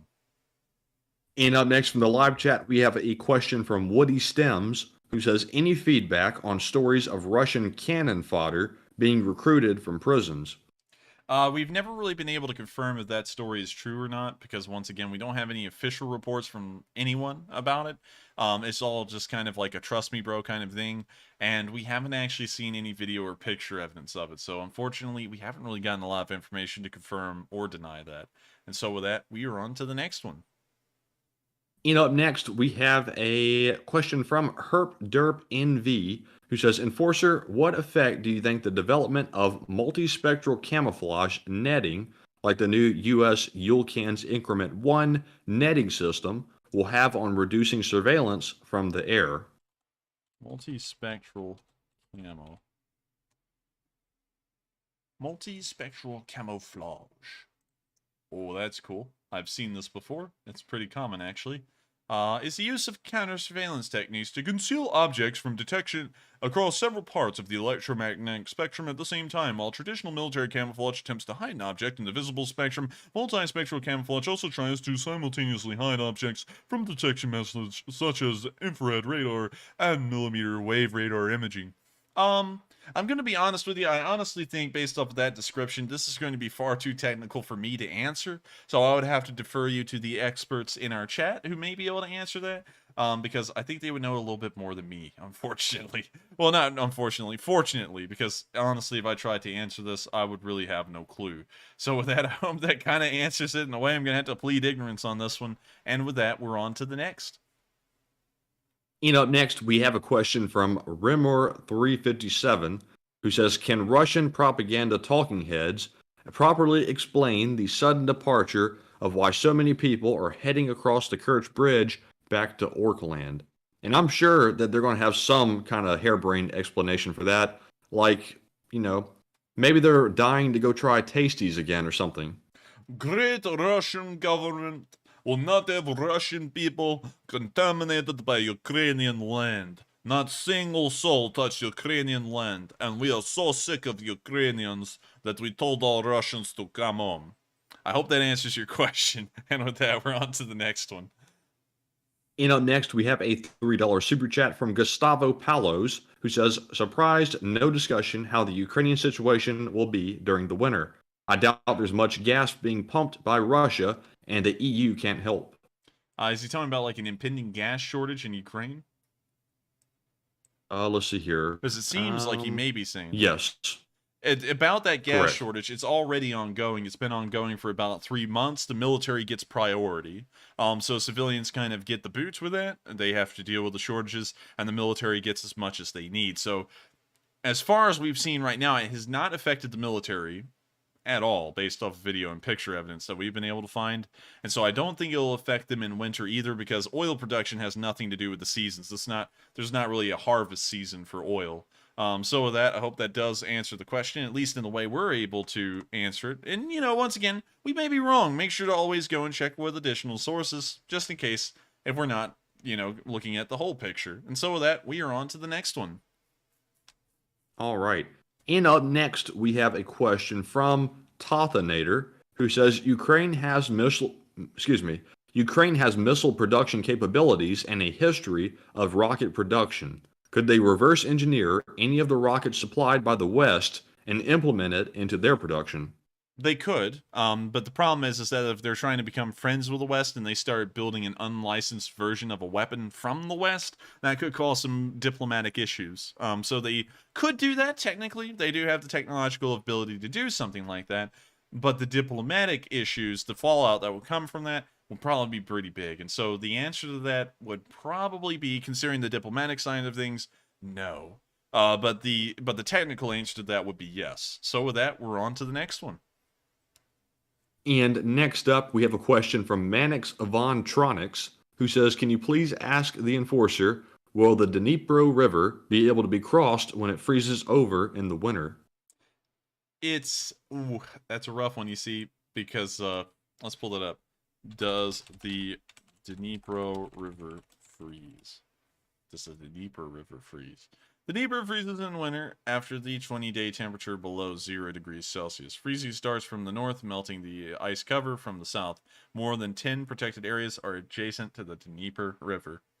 I don't know about the thickness of the ice, because depending on the thickness, it'll be crossable by infantry, but then again, the reservoirs are so wide that it's like crossing a massive plain, and also due to the friction, well, the frictionless, I guess you say, nature of these reservoirs, it's going to be practically difficult, if not impossible, to really cross this reservoir with infantry or anything meaningful. So technically, yes, you could probably cross it with infantry, but would you really want to?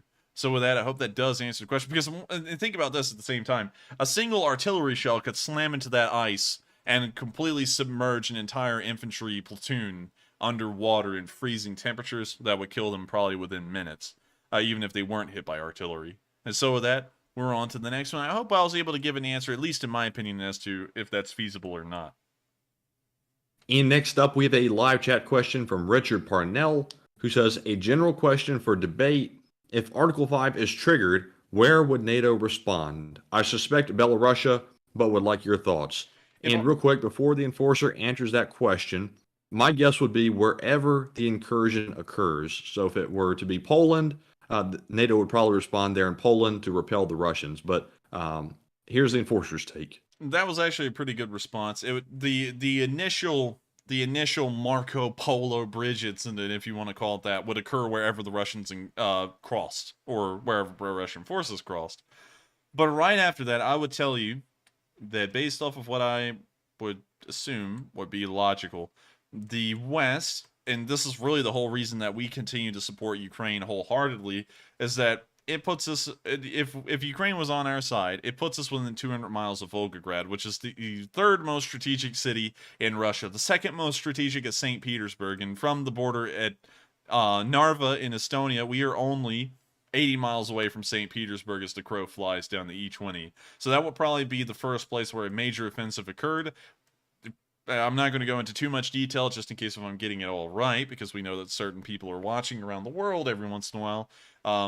well, you know, not those people, but, you know, large YouTube channels have watched us, and if they're watching us, I'm assuming that other people may be watching us out there. And so with that, I hope that does kind of answer the question in a way, because I would see the U.S. and NATO as a whole going straight for St. Petersburg and probably Minsk as well. And so with that, I hope that does answer the question, and we're on to the next one. And next up, we have a live chat question from Cassie G, who says, Enforcer, do you think Kherson is actually a trap? With all the hype about Kherson, it seems to me that the plan is to lure in as many Russians and then blow the bridges.